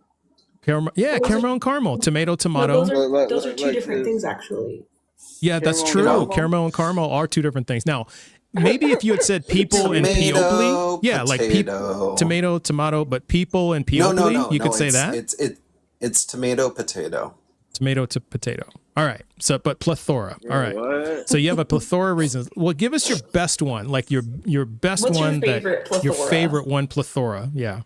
My favorite one would be that I know nothing, and when I ask for something, he shows it to me. I've been asking for wisdom, and he's been providing it. I don't think he has. He's been providing it? You don't think he has? What's your evidence on that? Yeah, we're kind of skeptical of that. Based off of a 4-minute conversation that we're having, because we're touching base on a question that you guys are well versed in, but I wanted to touch on a subject which I am well versed in, but y'all didn't want to address that. Yes, and the reason why, the reason why about nature, the reason why is because this topic is about what's your best evidence that God is real. Oh, jellyfish. Got jellyfished. Sorry, I got to let you go, little bean, but hey, appreciate you. So, little bean got jellyfished. Oh my God, that was so funny. I didn't even get to ask him what kind of bean. No. Like pinto? I was hoping Garbanzo? I was hoping butterbean. to be honest with you. Ooh, Yeah, butter beans you know are what? good. I like a cannellini bean. Yeah, cannellinis are good. Yeah. Okay, I make this salad with cannellini beans and avocado and sliced almond. Very high in fiber. Yes. Nice. And Yeah. Keeping it kale. regular. Yes. Yes. And lemon juice. Ooh, that sounds delicious. And you massage the lemon juice into the kale first to like help tenderize it a little bit. You know, it's so important to massage your kale. Tastes so much better. It does taste better. That's the only way I like the kale is massaged. Yeah, you got to have massaged kale. Yes, absolutely. I'm 100% in agreement. Can I just ask the chat? Can you drop a 1 if you think he was intoxicated from alcohol, and a 2 if you think he was smoking something? Because I know where I land. Okay. Oh, I'm pretty sure it's 1, or maybe both. Maybe both. I don't know. I thought he was stoned. Could be a trifecta. Could be a hat trick. Stoned. Yeah, it was something. Giovanni, how's it going? How's it going, man? Hey, doing well. Can I get your age and pronouns, please? Yeah, thank you. Good to hear from you. I'm 20 years old. He, him are my pronouns. Fantastic. All right, which God do you believe in? So I believe in Jesus Christ. I'm Christian. I'm Orthodox. Okay, Giovanni. Yeah, all right, an Orthodox. All right. And what's your best evidence that God is real? So every single year on Resurrection Day, you could research this also. In Jerusalem, there's a light that gets brought out from his tomb where he resurrected. So you can research it if you want. It happens every single year on Resurrection Day. Where's this tomb at? It's in Jerusalem. Yeah, how do we know it's his tomb? Well, I mean, how do you want to explain the light coming out of it? Well, I'm asking first, how do we know it's his tomb? Well, how did we verify it's his tomb? Nobody goes inside of it. It's locked up. And it's actually very good thing to know about it, to know that Christians. Can I read something for you? Yeah, go ahead. The Greek Orthodox Patriarch of Jerusalem, often accompanied by other clergy, enters the tomb structure to pray for the holy fire, which is then used to light candles and passed rapidly throughout the crowded church. So the light's lit by people. No, it's not lit by people. The light comes and it's very powerful. Just read it? That's what many people could think, but literally a Muslim person, they're the ones who have the key. So that you can't even believe that people are the ones that light it, and it's all a fake act. Wait. There's a key to the tomb? And it's locked up. I mean, of course, this was something from a long time ago. Oh, okay, because they put a gate over it. Okay. Okay. Well, this kind of still goes back to my previous question. Orthodox tradition holds that the holy fire happens annually on the day of preceding Orthodox Easter. A blue light was said to emit from within Jesus's tomb, and I have a picture of the holy fire arriving by plane. So somebody brings this light to before the fire is lit. The patriarch kneels inside the chapel in front of the stone, with crowds gathered outside. When the fire is lit, the patriarch comes out of the church with the 2 lit candles. Sounds like they bring the light to the tomb. So the fire and the light, they're very big. There's no way someone could just light up a small fire. Before the fire is lit, okay, so the patriarch kneels inside the chapel. Right now you're reading things online. You can search up videos. There's multiple videos of it. And whether you want to believe it or, obviously we're humans. So the main thing that holds us, me as a Christian, is faith, which you guys don't believe in that, because right now that's why I'm up here. So yeah, I don't blame you guys. Of course. Well, at this point, I'm inclined to believe in Zeus and Apollo, because every 4 years, Olympians bring a torch into various different cities. You only have one city.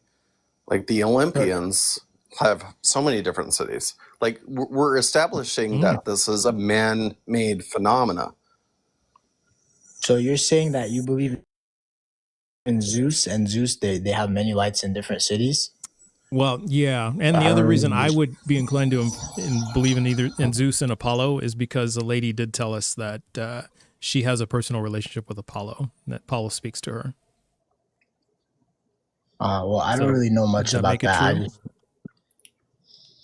I don't know much about what you guys are talking about right now. I'm just telling you because I just know help us that out. there's a help us out with this part. Okay, well, help us out with this piece because I'm trying to understand how you know that particular tomb in Jerusalem is the tomb that Jesus was placed in.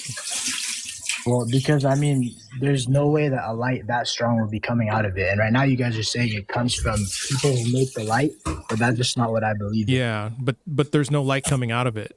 It sounds like there's being light put into it. Maybe it symbolized that there was light coming out of it, but there's no light coming out of it. We kind of read it multiple times. But I mean, I'm telling you to go find videos. There's videos of it happening every single year. Okay, so and how do we know that's true? How do we know that's true? Because there's video recording evidence of it.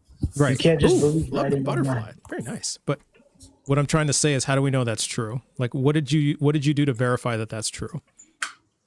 I watched the video with my eyes. Like you're saying, watch the video. Be AI, could be AI. Like could be doctored. Could be that. So how do you? But how do we know that light's coming out of there? Because you're just relying on videos. But how else can we verify that? You can go to Jerusalem yourself and witness it. I mean, if it's that deep to you. But I mean, I'm telling you that this has been happening for a long time. So it's been happening. During the ceremony, a prayer is performed, after which a fire is lit inside. This doesn't really move the needle here. Yeah. Okay, do you have anything else, Giovanni? Okay, so you guys are saying that somebody lights up the candle inside the tomb. That's what I'm reading on the internet. That's just what she read. Yeah.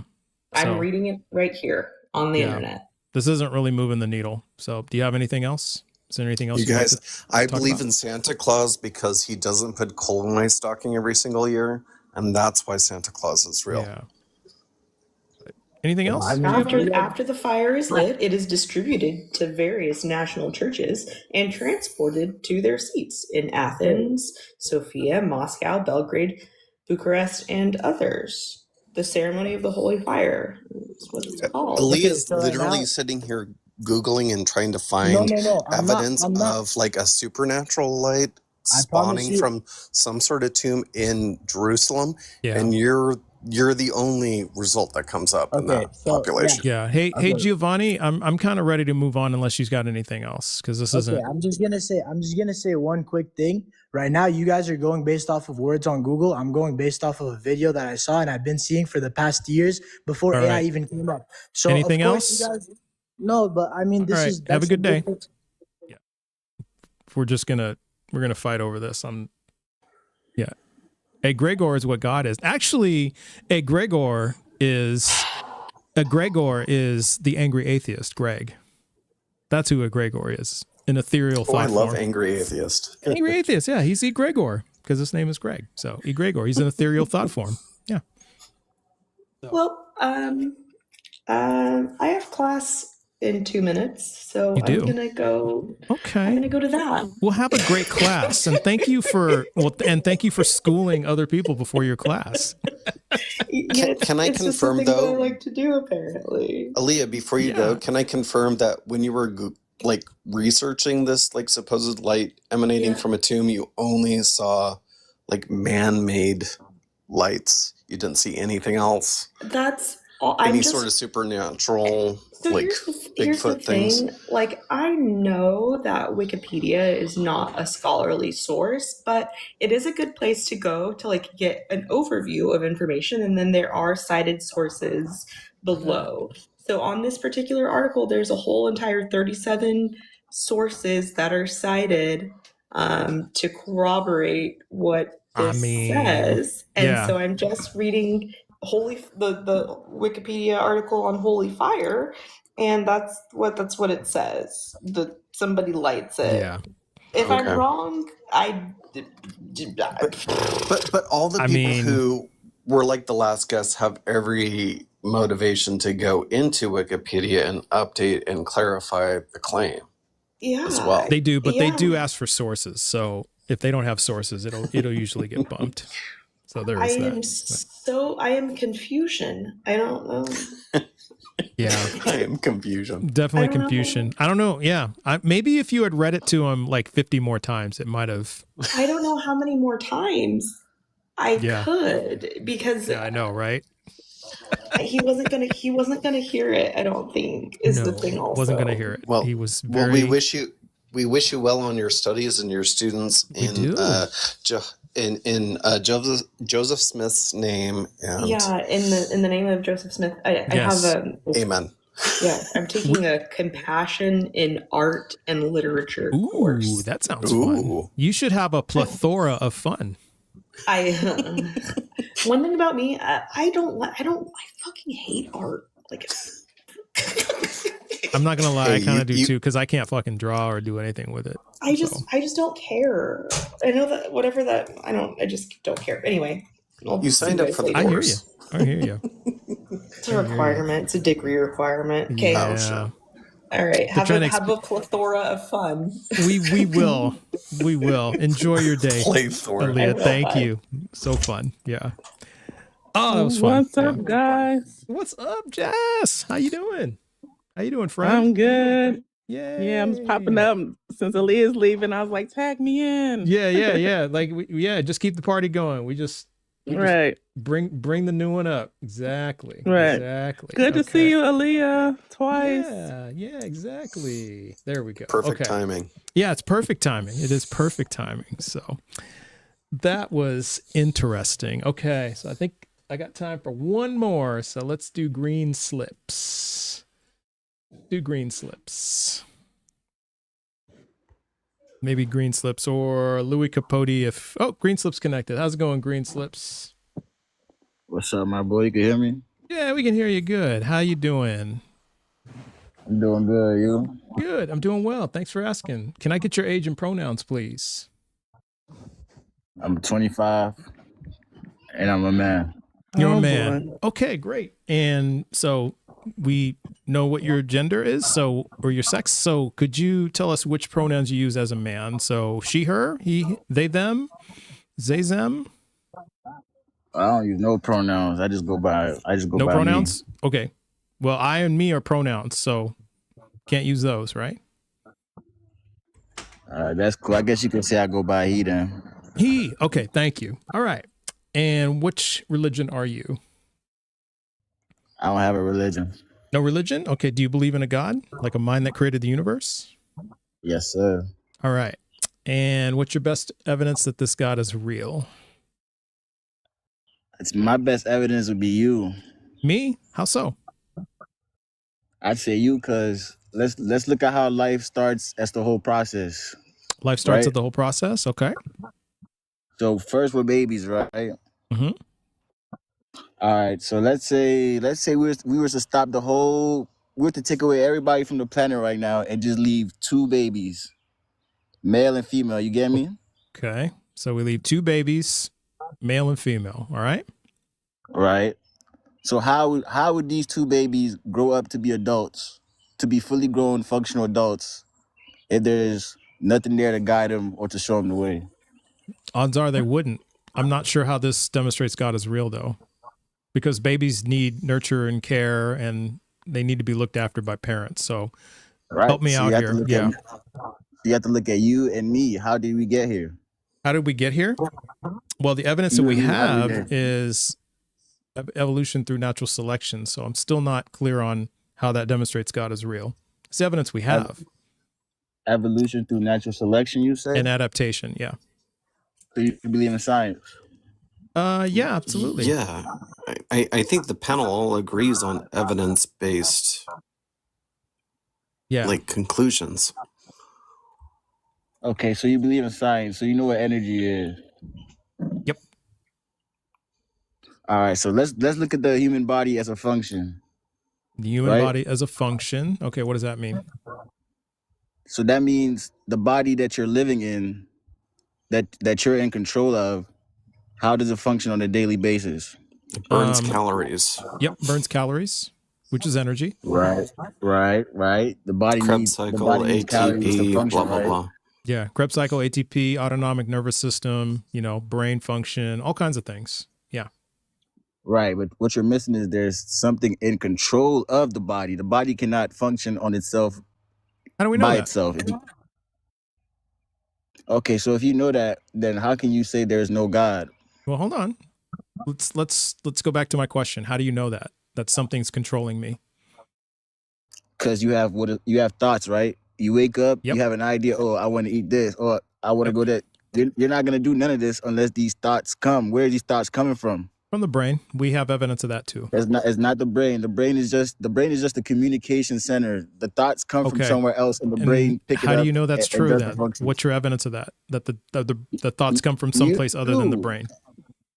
If I decide right now to wake up, to get up and do something else, I'm gonna do that, right? Yeah, but that's from your brain. So I'm trying to ask you, how do you know thoughts come from someplace other than the brain? How do you know that? Bro, you have to understand. Do you have belief? Do you have faith? Okay, you know you're what these dodging things I need you to answer my question. All right, go ahead. What's your evidence that thoughts come from someplace other than a brain? So ask the question again. What is your evidence that thoughts come from someplace other than a brain? Okay, so let's look at words, right?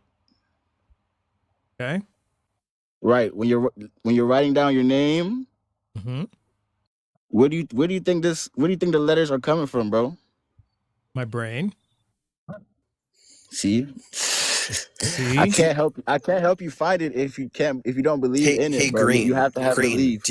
Do you understand that within biology and in natural explanations for what happens, there are emergent qualities, particularly within evolution. It's just like, if you can see better, you're going to live longer. If you're more intelligent, you're going to be more intelligent. Like consciousness is the frontier of science, and we have a lot of people studying that, and none of those people believe in God. Yeah, and we happen to have a biologist on the panel, Green, who can help us with this. How's it going, Welsh? Studying that. I actually also have a paleontology degree, so I can actually tell you a lot of where language comes from. Not specifically the brain parts, but it comes from societies forming, and as a society grows, it's very good to establish a set of laws. We see this in societies of wolves and stuff. They have hierarchy. That's a set of rules and laws. Can you know what I mean? Yeah, we're a bit faint. There's an echo from the guest. I think there's an echo from a guest, and we can. Yeah, you're a bit faint. Let me see if I can bump your levels up a little bit. Up to the mic. I don't know what he's talking about, but I wasn't done, bro. Well, I was telling you where language comes from and where writing comes from. All right, that's cool, but you have to understand, the biologist was saying, he was saying something about consciousness, right? Okay. Well, I'm not a biologist. Okay, so I'm a biologist. Going back to we do have one in the panel. We do have a biologist on the panel, so yeah. So our friend Welsh here, who is a biologist, can tell us, can give us all kinds of evidence of how words come from the brain and how thoughts come from the brain, but we're still waiting from you what your evidence is that thoughts come from someplace other than the brain, because that's what you said. So we're waiting for that evidence. You already said it. The thoughts are coming from your consciousness, bro. Okay. That is living proof of God. Consciousness is in you. Consciousness is in me. The air you breathe, can you see it?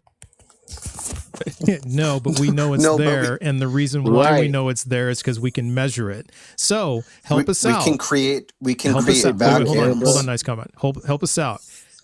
Help us understand, because consciousness, as far as we know, comes from the brain. So help us out. What is your evidence that consciousness comes from something other than brain? Then tell us where it comes from, and what is your evidence of that? Consciousness comes from the source, the creator. And what is your evidence of that? You. Okay, that's a big circular argument, because you started with your evidence is you, that God is real. So what you're telling me is your evidence, you said God is real because of me, And how we know this is because of consciousness. And I said, well, how do you know consciousness comes from something over in the brain? You said, because of you. So that's a big circular argument, right? It's a huge circular argument. So, okay. So help us out here. You can't use like saying you and then it references itself. It's a big circular argument. So give us your evidence that it's something other than, how do you know it's me or us that demonstrates that God is real? That's the only thing that can prove that it's real, me and you. Because if there's no me and you, there's no life. If there's no me and you, there's no life. But we have been on this earth for only less than 1% of the time the earth has been here with life. And there's been life on the earth for billions of years. We've only been around for like 300,000. So that's right. That's not true. Yeah. And like life's been here for about, 3.5 billion. Give or take. All right, going back to the air I asked you, the air that you breathe, you told me, can we see it, yes or no? We can't see it, but we can measure it. We can observe it. We can test it. So do you know what happens after you hold your breath for more than 4 minutes? Wait. Some certain light spectrums, we actually can see it. Can't we, Welsh? No, you can't see on a light spectrum. Like you can't see DNA with light spectrum. You have to use a microscope called like air. Electron microscope. He said air. Like oxygen, right. nitrogen. Do you know what happens after you don't? Do you know what happens molecules after you don't breathe for 4 minutes? Okay, hold on. You can see molecules with we know what happens after you don't breathe for 4 minutes. Still not evidence that God is real. So let me ask you a question. Let me ask you a question, Green. Green, got a question for you. How do you think we know the composition of the air? Like we know it's made of approximately 70% nitrogen and around 20-something% oxygen and then the rest carbon dioxide and a little bit of like methane, this and that. How do you know? Well, how do you suppose we figured that out? Bro, you have to understand, air itself is consciousness. You are breathing in yourself. Gotta stop you. Gotta stop you. Can you answer my question? Why you're asking me to talk? Why you gotta stop me when I'm saying something? Because you're not answering my question. I asked you specifically. How do you think we figured that out if we can't see air?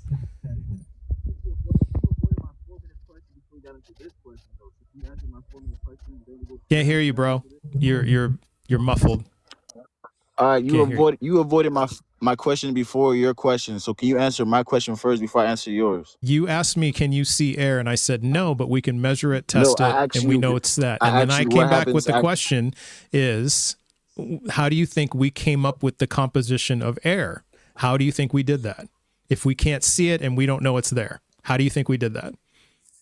Bro, I asked you what happens. Do you know what happens after you don't breathe for 4 minutes? Yeah, and I answered that question. I said you die, and I said that's not evidence that God is real. So I went back. You don't die. You pass out. You don't die. You pass out. So you now lose consciousness I answered your question. All right. You pass out. That's what you have to understand. That's what I said. You lose consciousness. You pass out. So back to my question. Not what you said. You said you pass out. Yeah, you pass out, which is lose consciousness. All right, I'm muting you. So back to my question.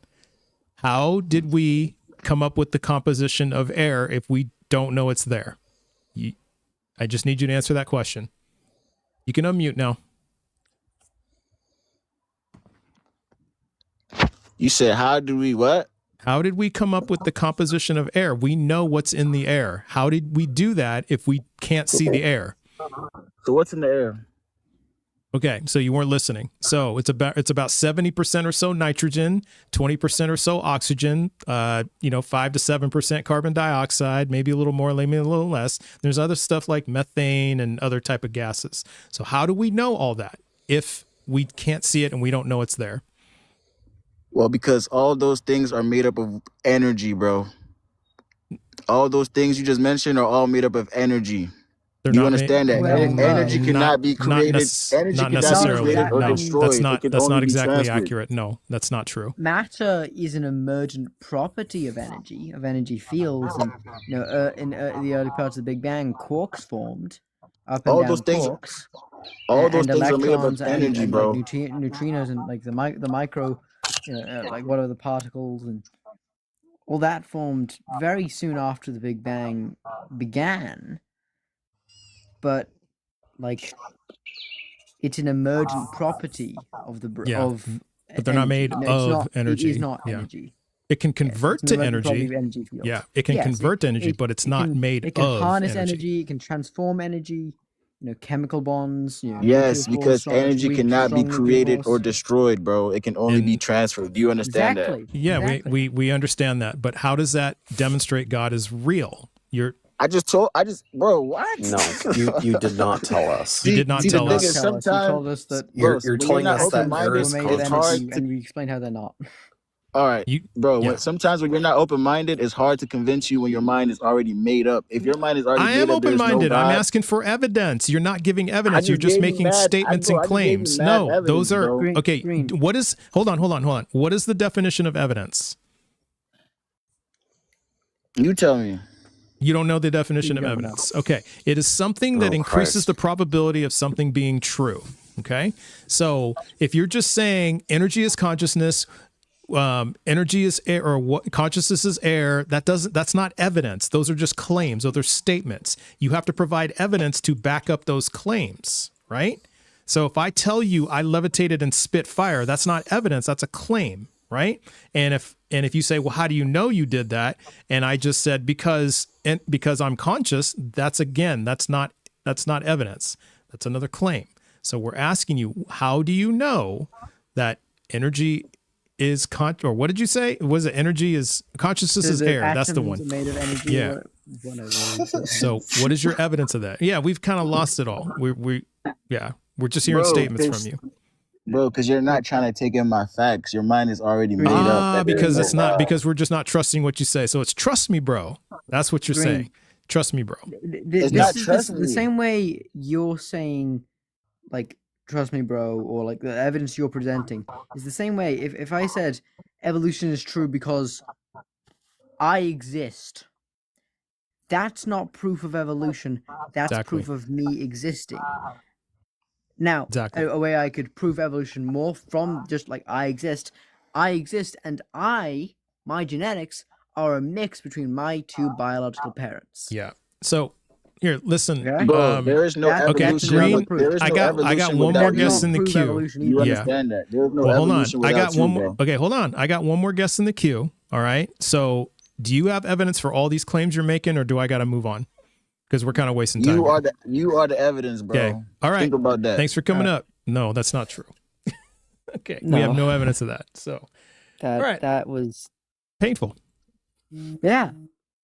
Very painful. Yeah. Luis Capote. How's it going? How are you, Fred? Yeah, doing well. Great. Can I get your age and pronouns, please? I am Luis. I'm 56 years old, and I am a male. You're a male. Okay. You're he. Okay. Thank you. And which God do you believe in? I believe in the Creator God.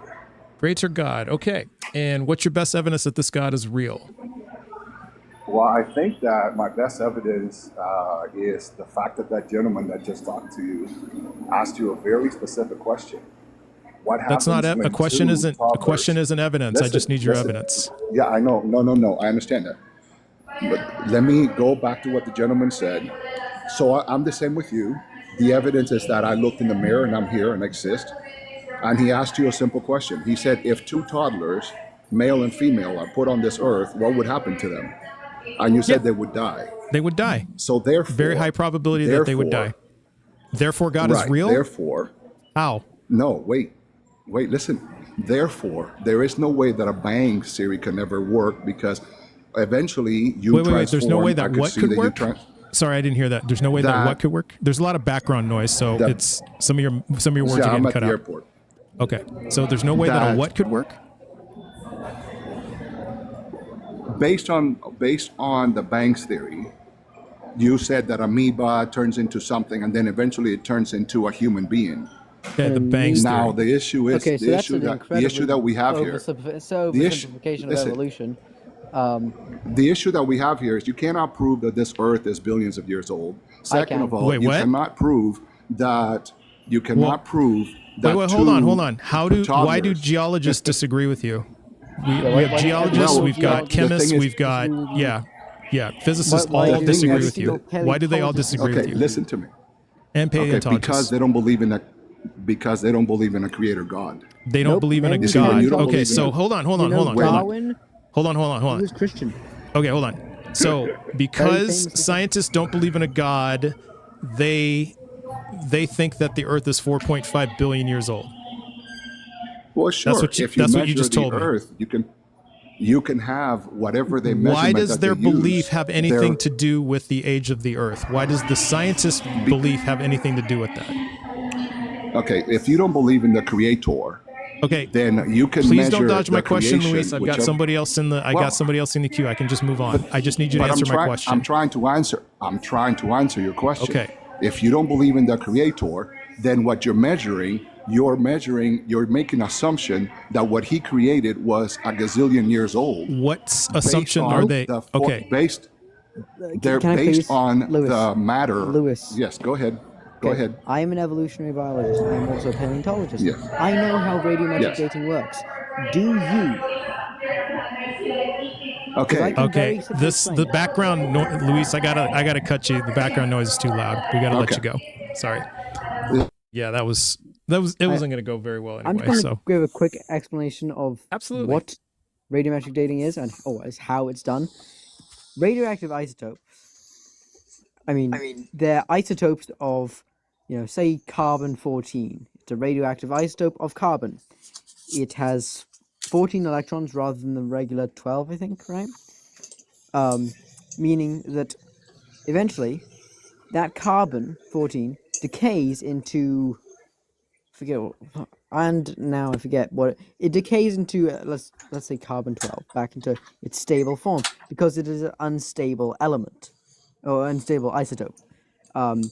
That each one of those, each time it takes about 5,700 years for a carbon-14 isotope to decay.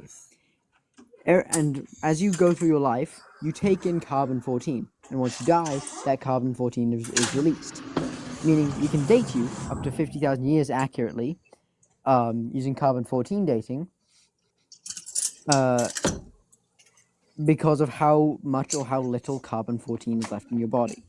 Now, for things over 50,000 years, that becomes much more ambiguous. That's just carbon-14, which is a very simple, it's a pretty short half-life. That's the name, the decay rate is called the half-life.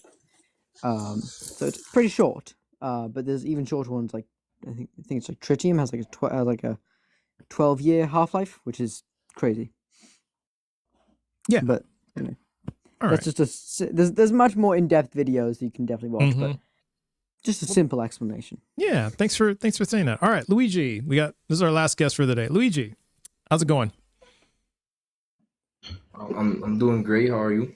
Yeah, doing great. Thanks for waiting. And can we get your age and pronouns, please? Yeah, I'm 19 and I'm a he. You're he. Okay. Which God do you believe in? I believe in the Christian God. All right. What's your best evidence that God is real? Hey, Lobes. So, I wanted to, before I say my evidence, I wanted to just, lay down a ground basis that I really respect what you guys are doing. I feel like you guys are very, very smart, educated, and I like a lot of science. And you never know if I freaking, I look at something and I'm like, yeah, this is evidence of God not existing. But just to, you guys are gonna be better at this than me. I just want to, say that I'm not self-entitled or anything. But my evidence is the Big Bang. I feel like the Big Bang, I don't know, just something about our observable universe being, that yes, we don't know for a fact if time didn't exist or space exists before the Big Bang, but out of what we know of our observable universe, the evidence that we have to this day will be that yes, it did start in this point. So then I go and say, okay, so if out of our observable time and space began here, right? Me saying, can I stop you right there? Sorry, want to stop you. I just need to clear up something. So, physicists don't agree that the Big Bang is the start of time. So, in fact, 68% of them says nothing about the start of existence. So they don't agree with you on that. Yeah. So why would you Yeah. So I said they say that the Big observable Bang universe, or is am the I start of mistaken by the saying that? expansion of space-time. yeah, they say Of it's the an hot dense event state. in time. Yeah, hot dense state. Right, It's an but event in To quote the time. Big Bang So Theory, the world was in a hot dense state, and then 14 billion years ago, expansion started. yeah. So how is this evidence that God is real? 1 second. Let me search that. Yeah. I've got a survey here that we can read. No, of course. Well, I really did believe that, which I might be wrong. That's why I said observable universe, right? Is our observable time and space and matter, correct? Yeah. Now, do you see this? Okay, of This course. is a survey that was taken at the Copenhagen gathering in 2024. Yeah. And what this says is that 68% of astrophysicists state that that the Big Bang is a theory that says the universe evolved from a hot dense state. That says nothing about whether there was an absolute beginning of time or not.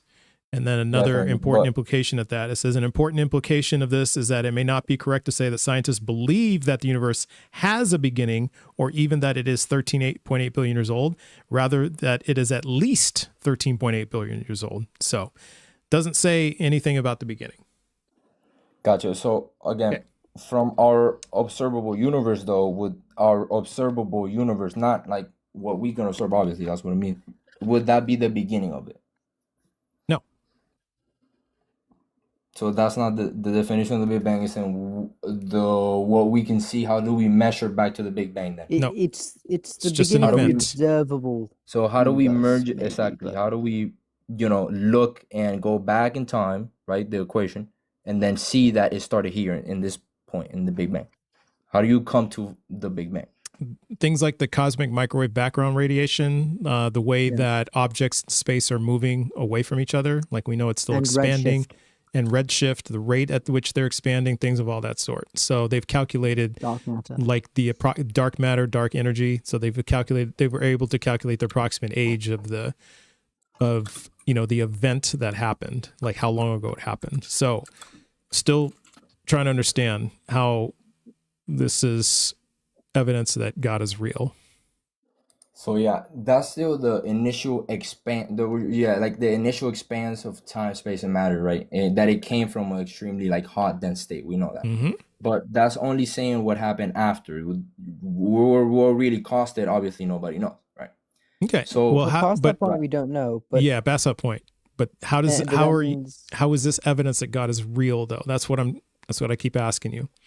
Right. So then going back to, so if I look at the Big Bang, then I say, okay, so if from the observable universe, right, this is where it started, correct? So meaning that what could have caused it, then you see the description, and the description that God has will fit that, correct?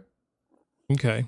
So a creator that is all powerful, intelligent, and outside of space, time, and matter. And okay, so you're saying that the cause, the I'm saying that alleged cause of the Big Bang lines up with what the characteristics of the creator are, and how do we know those are the characteristics of the creator? Okay, so God is all powerful. And how do we know that? Because that's what the description that we have. Okay, but how do we know that? Another God may not. It's a description, it's a claim, but we're asking for evidence of how do you know that's true, that God is all powerful?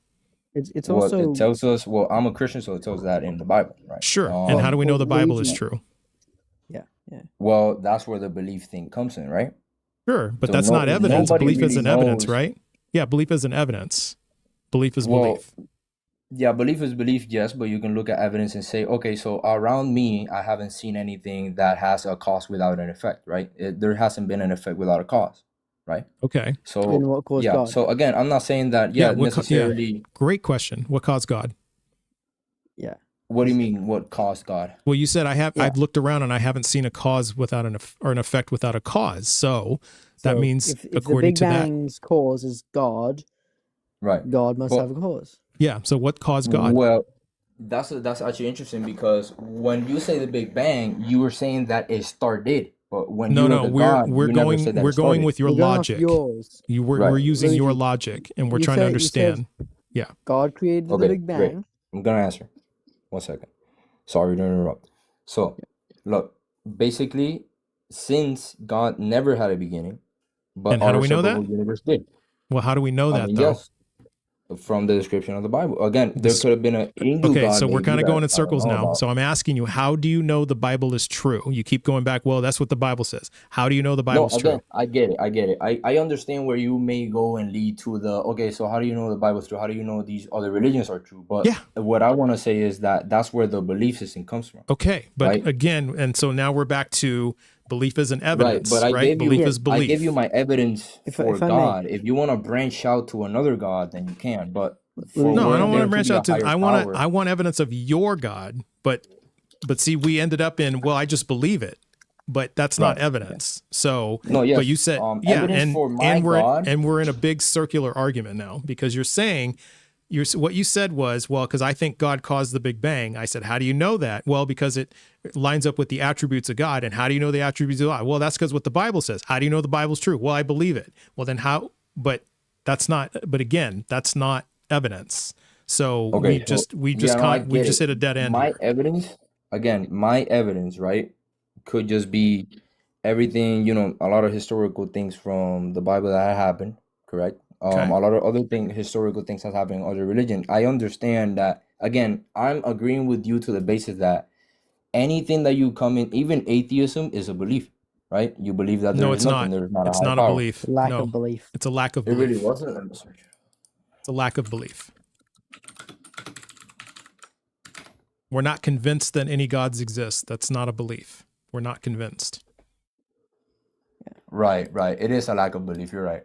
Yep. I searched up. Okay, so Okay. I honestly thought that it was a belief in there not being a God. No, it's not a Okay. belief. Okay. That's I mean, that there would are be some like more atheists who like will say, Yeah. I'm not like convinced that there's a God, therefore there are no gods. Okay, there are some Right. atheists who will say that, but that's like a it, Gnostic theist. Yeah. And a Gnostic atheist. yeah, it's a Which Gnostic I atheist because am. they're talking about I'm a knowledge. Gnostic atheist towards the Christian God Gotcha. because if the Christian God, do you think the Christian God is is outside of time? Yeah, I saw the time, space, and Then it matter. can't interact with cause and effect cannot Can't interact with it reality. can't interact with us. It With cannot reality. have ever interacted with us without Right, but causing a special if I'm not fallacy. mistaken, by the way, guys, just to I also wanted to pivot also to a different understanding Granted. of, yeah. So I wanted to say that first of all, there's an argument for a reason, like I said, because that's why I wanted to pivot to where there's a belief, right? And it's been an argument for how long, and you're probably gonna be talking to 1,000 religious people talking about a mystical fire in a box and stuff like that, right? Yeah, but we have to And get to the point of how do we know the belief is true? That's where we're at. And no, I so, got you. That's yeah. where I was getting at. That I feel like that's where the whole argument is. But I wanted to pivot away from.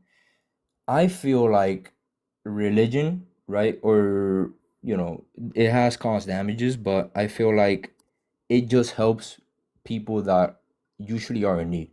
Okay. And I feel like okay. it's So what I wanted to say is not in our modern day. I don't as want you much to interrupt recently. you because I want to make the point first. The point being right. that I want to pivot away from, hey, where's your evidence and prove to me God is real? I want to pivot to saying that I feel like there's nothing wrong with a person being comfortable in death and we're not saying for that. example. Okay, well that's Yeah, fine, that's not the but topic. we One don't. second, Yeah, that's not the evidence. topic. That's not what we're talking about. We're not saying it's wrong. We're just saying what's your evidence. So I don't want to pivot away from evidence. Oh, okay. That's what I Okay, want to thought stick you to. guys That. were like anti like We're not. yeah. We're not. Because I No, feel we like some atheists criticize. are, We do criticize some beliefs because they're just not very good. Some arguments, but we're not telling you don't believe it. We're not saying that. We're asking you what is your evidence okay. because I want to believe it. That's the thing. I want to. You see? Right. Okay. Right. So that's why I ask for evidence because I want to believe it. I'm trying to let you convince me. I'm giving you, I'm doing everything I can to help you convince me. So that's what I want. All right. So do you have any other evidence? Anything else? Honestly, outside of just like the whole Big Bang thing of, just the description of that, I think that that's my strongest evidence. I really just have to do Okay. more research, I guess, in it. But Okay. I also just wanted to add that I feel like maybe, for example, just to break it down and you fucking leave, right? If you have an island with a set of rules, which can come from a god or whatever else, you give it to them and they think you're a god or whatever, right? And then you have an island with not a set of rules.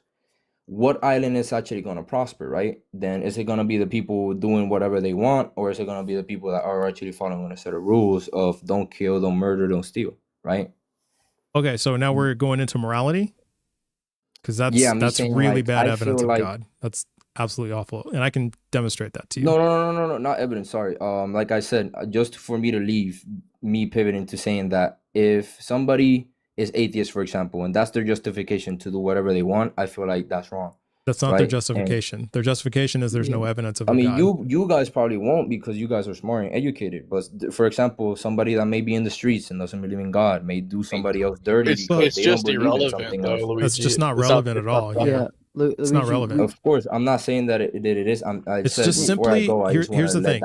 I hear you, Luigi. I'm just telling you that it's very simply this. I'm gonna let you go. It's just very simply this. You can hear this on the way out. We're just not convinced. That's it. We're not convinced. So like if somebody said to you, Luigi, hey, you know, there's a levitating Lamborghini in my backyard. You know, do you believe me? You wouldn't be convinced. What would convince you? To go see it and to see that there is a levitating Lamborghini in the back of the garage. You ask for receipts. We're asking for some receipts. It has nothing to do with, oh, it's because of this, and that. It's just simply the person isn't convinced. That's it. Very simple. All right. So sorry I had to take that over, but yeah, go ahead. I was going to bring up something else. You guys just want to sin.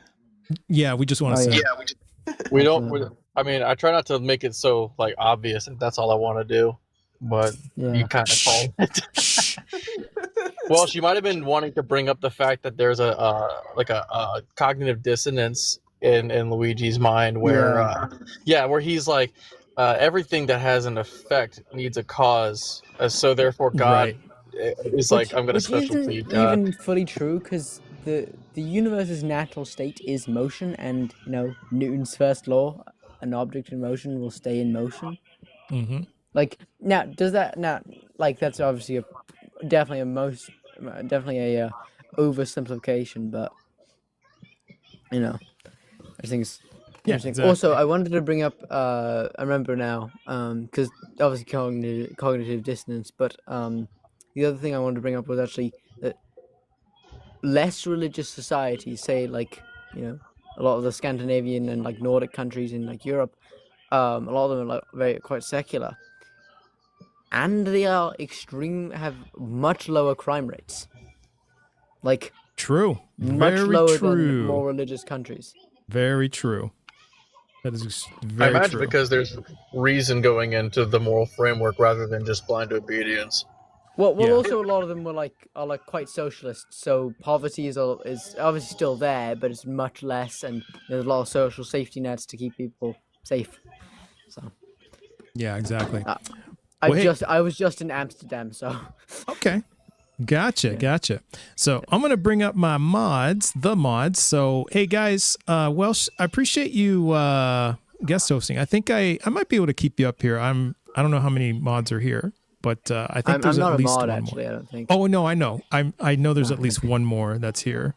I just saw them on the list. Scooty Scoot. Yeah, where's Scooty Scoot out? Bring him up. Scooty Scoot. Oh, and Peg the patriarchy. Okay, I will have to send you down. Sorry. Also, that name is so I need fun. the space. Yeah, I love Scooty Scoot. I'll see you later, mate. Okay, thanks for coming out, Welsh. Good to see you, bro. All right, and then there's Peg. I know Peg is up here. Where's Peg at? Where's Peg? Peg. There's Peg. All right, Peg, the patriarchy. So, these are the mods. I kind of slid in at the end. I felt bad, but I just What are you talking about? You're a mod. I think I have time. Like I think I can. Yeah, you're a mod. Yeah, of course, you're a mod. I got home from the hospital and I need to find a grief therapist. So I don't know if your resources can help me with that. They might, and you might have to ask Dr. Joe or Dr. Amy in the chat Kylie's having or a in hard the Discord. time trying to find, because she's not specialized in that. Yeah, and so I have to have a whole separate situation. Okay, well maybe ask in the Discord and see if we can help you. All right.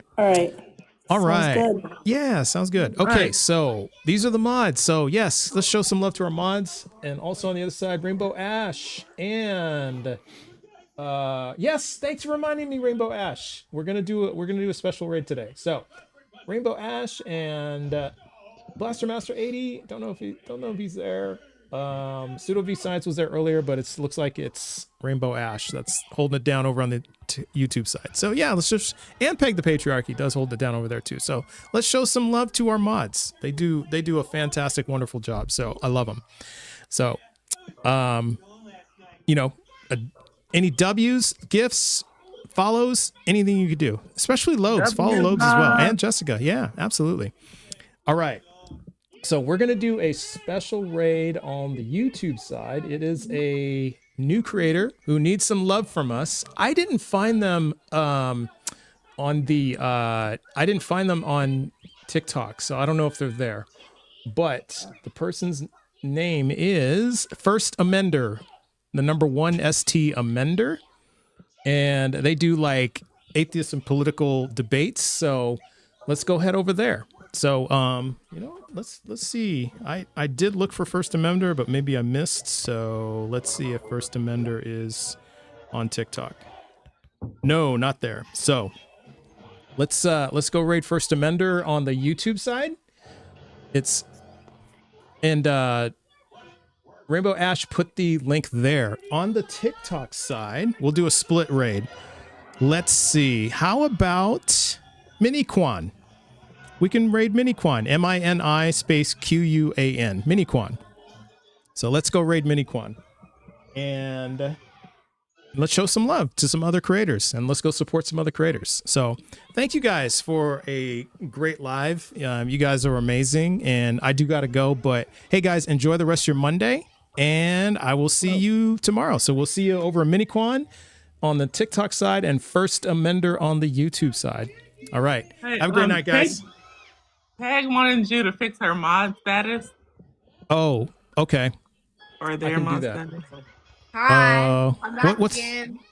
Hey, hello, Jessica's little people. Good to see you. What's going on with your mod status?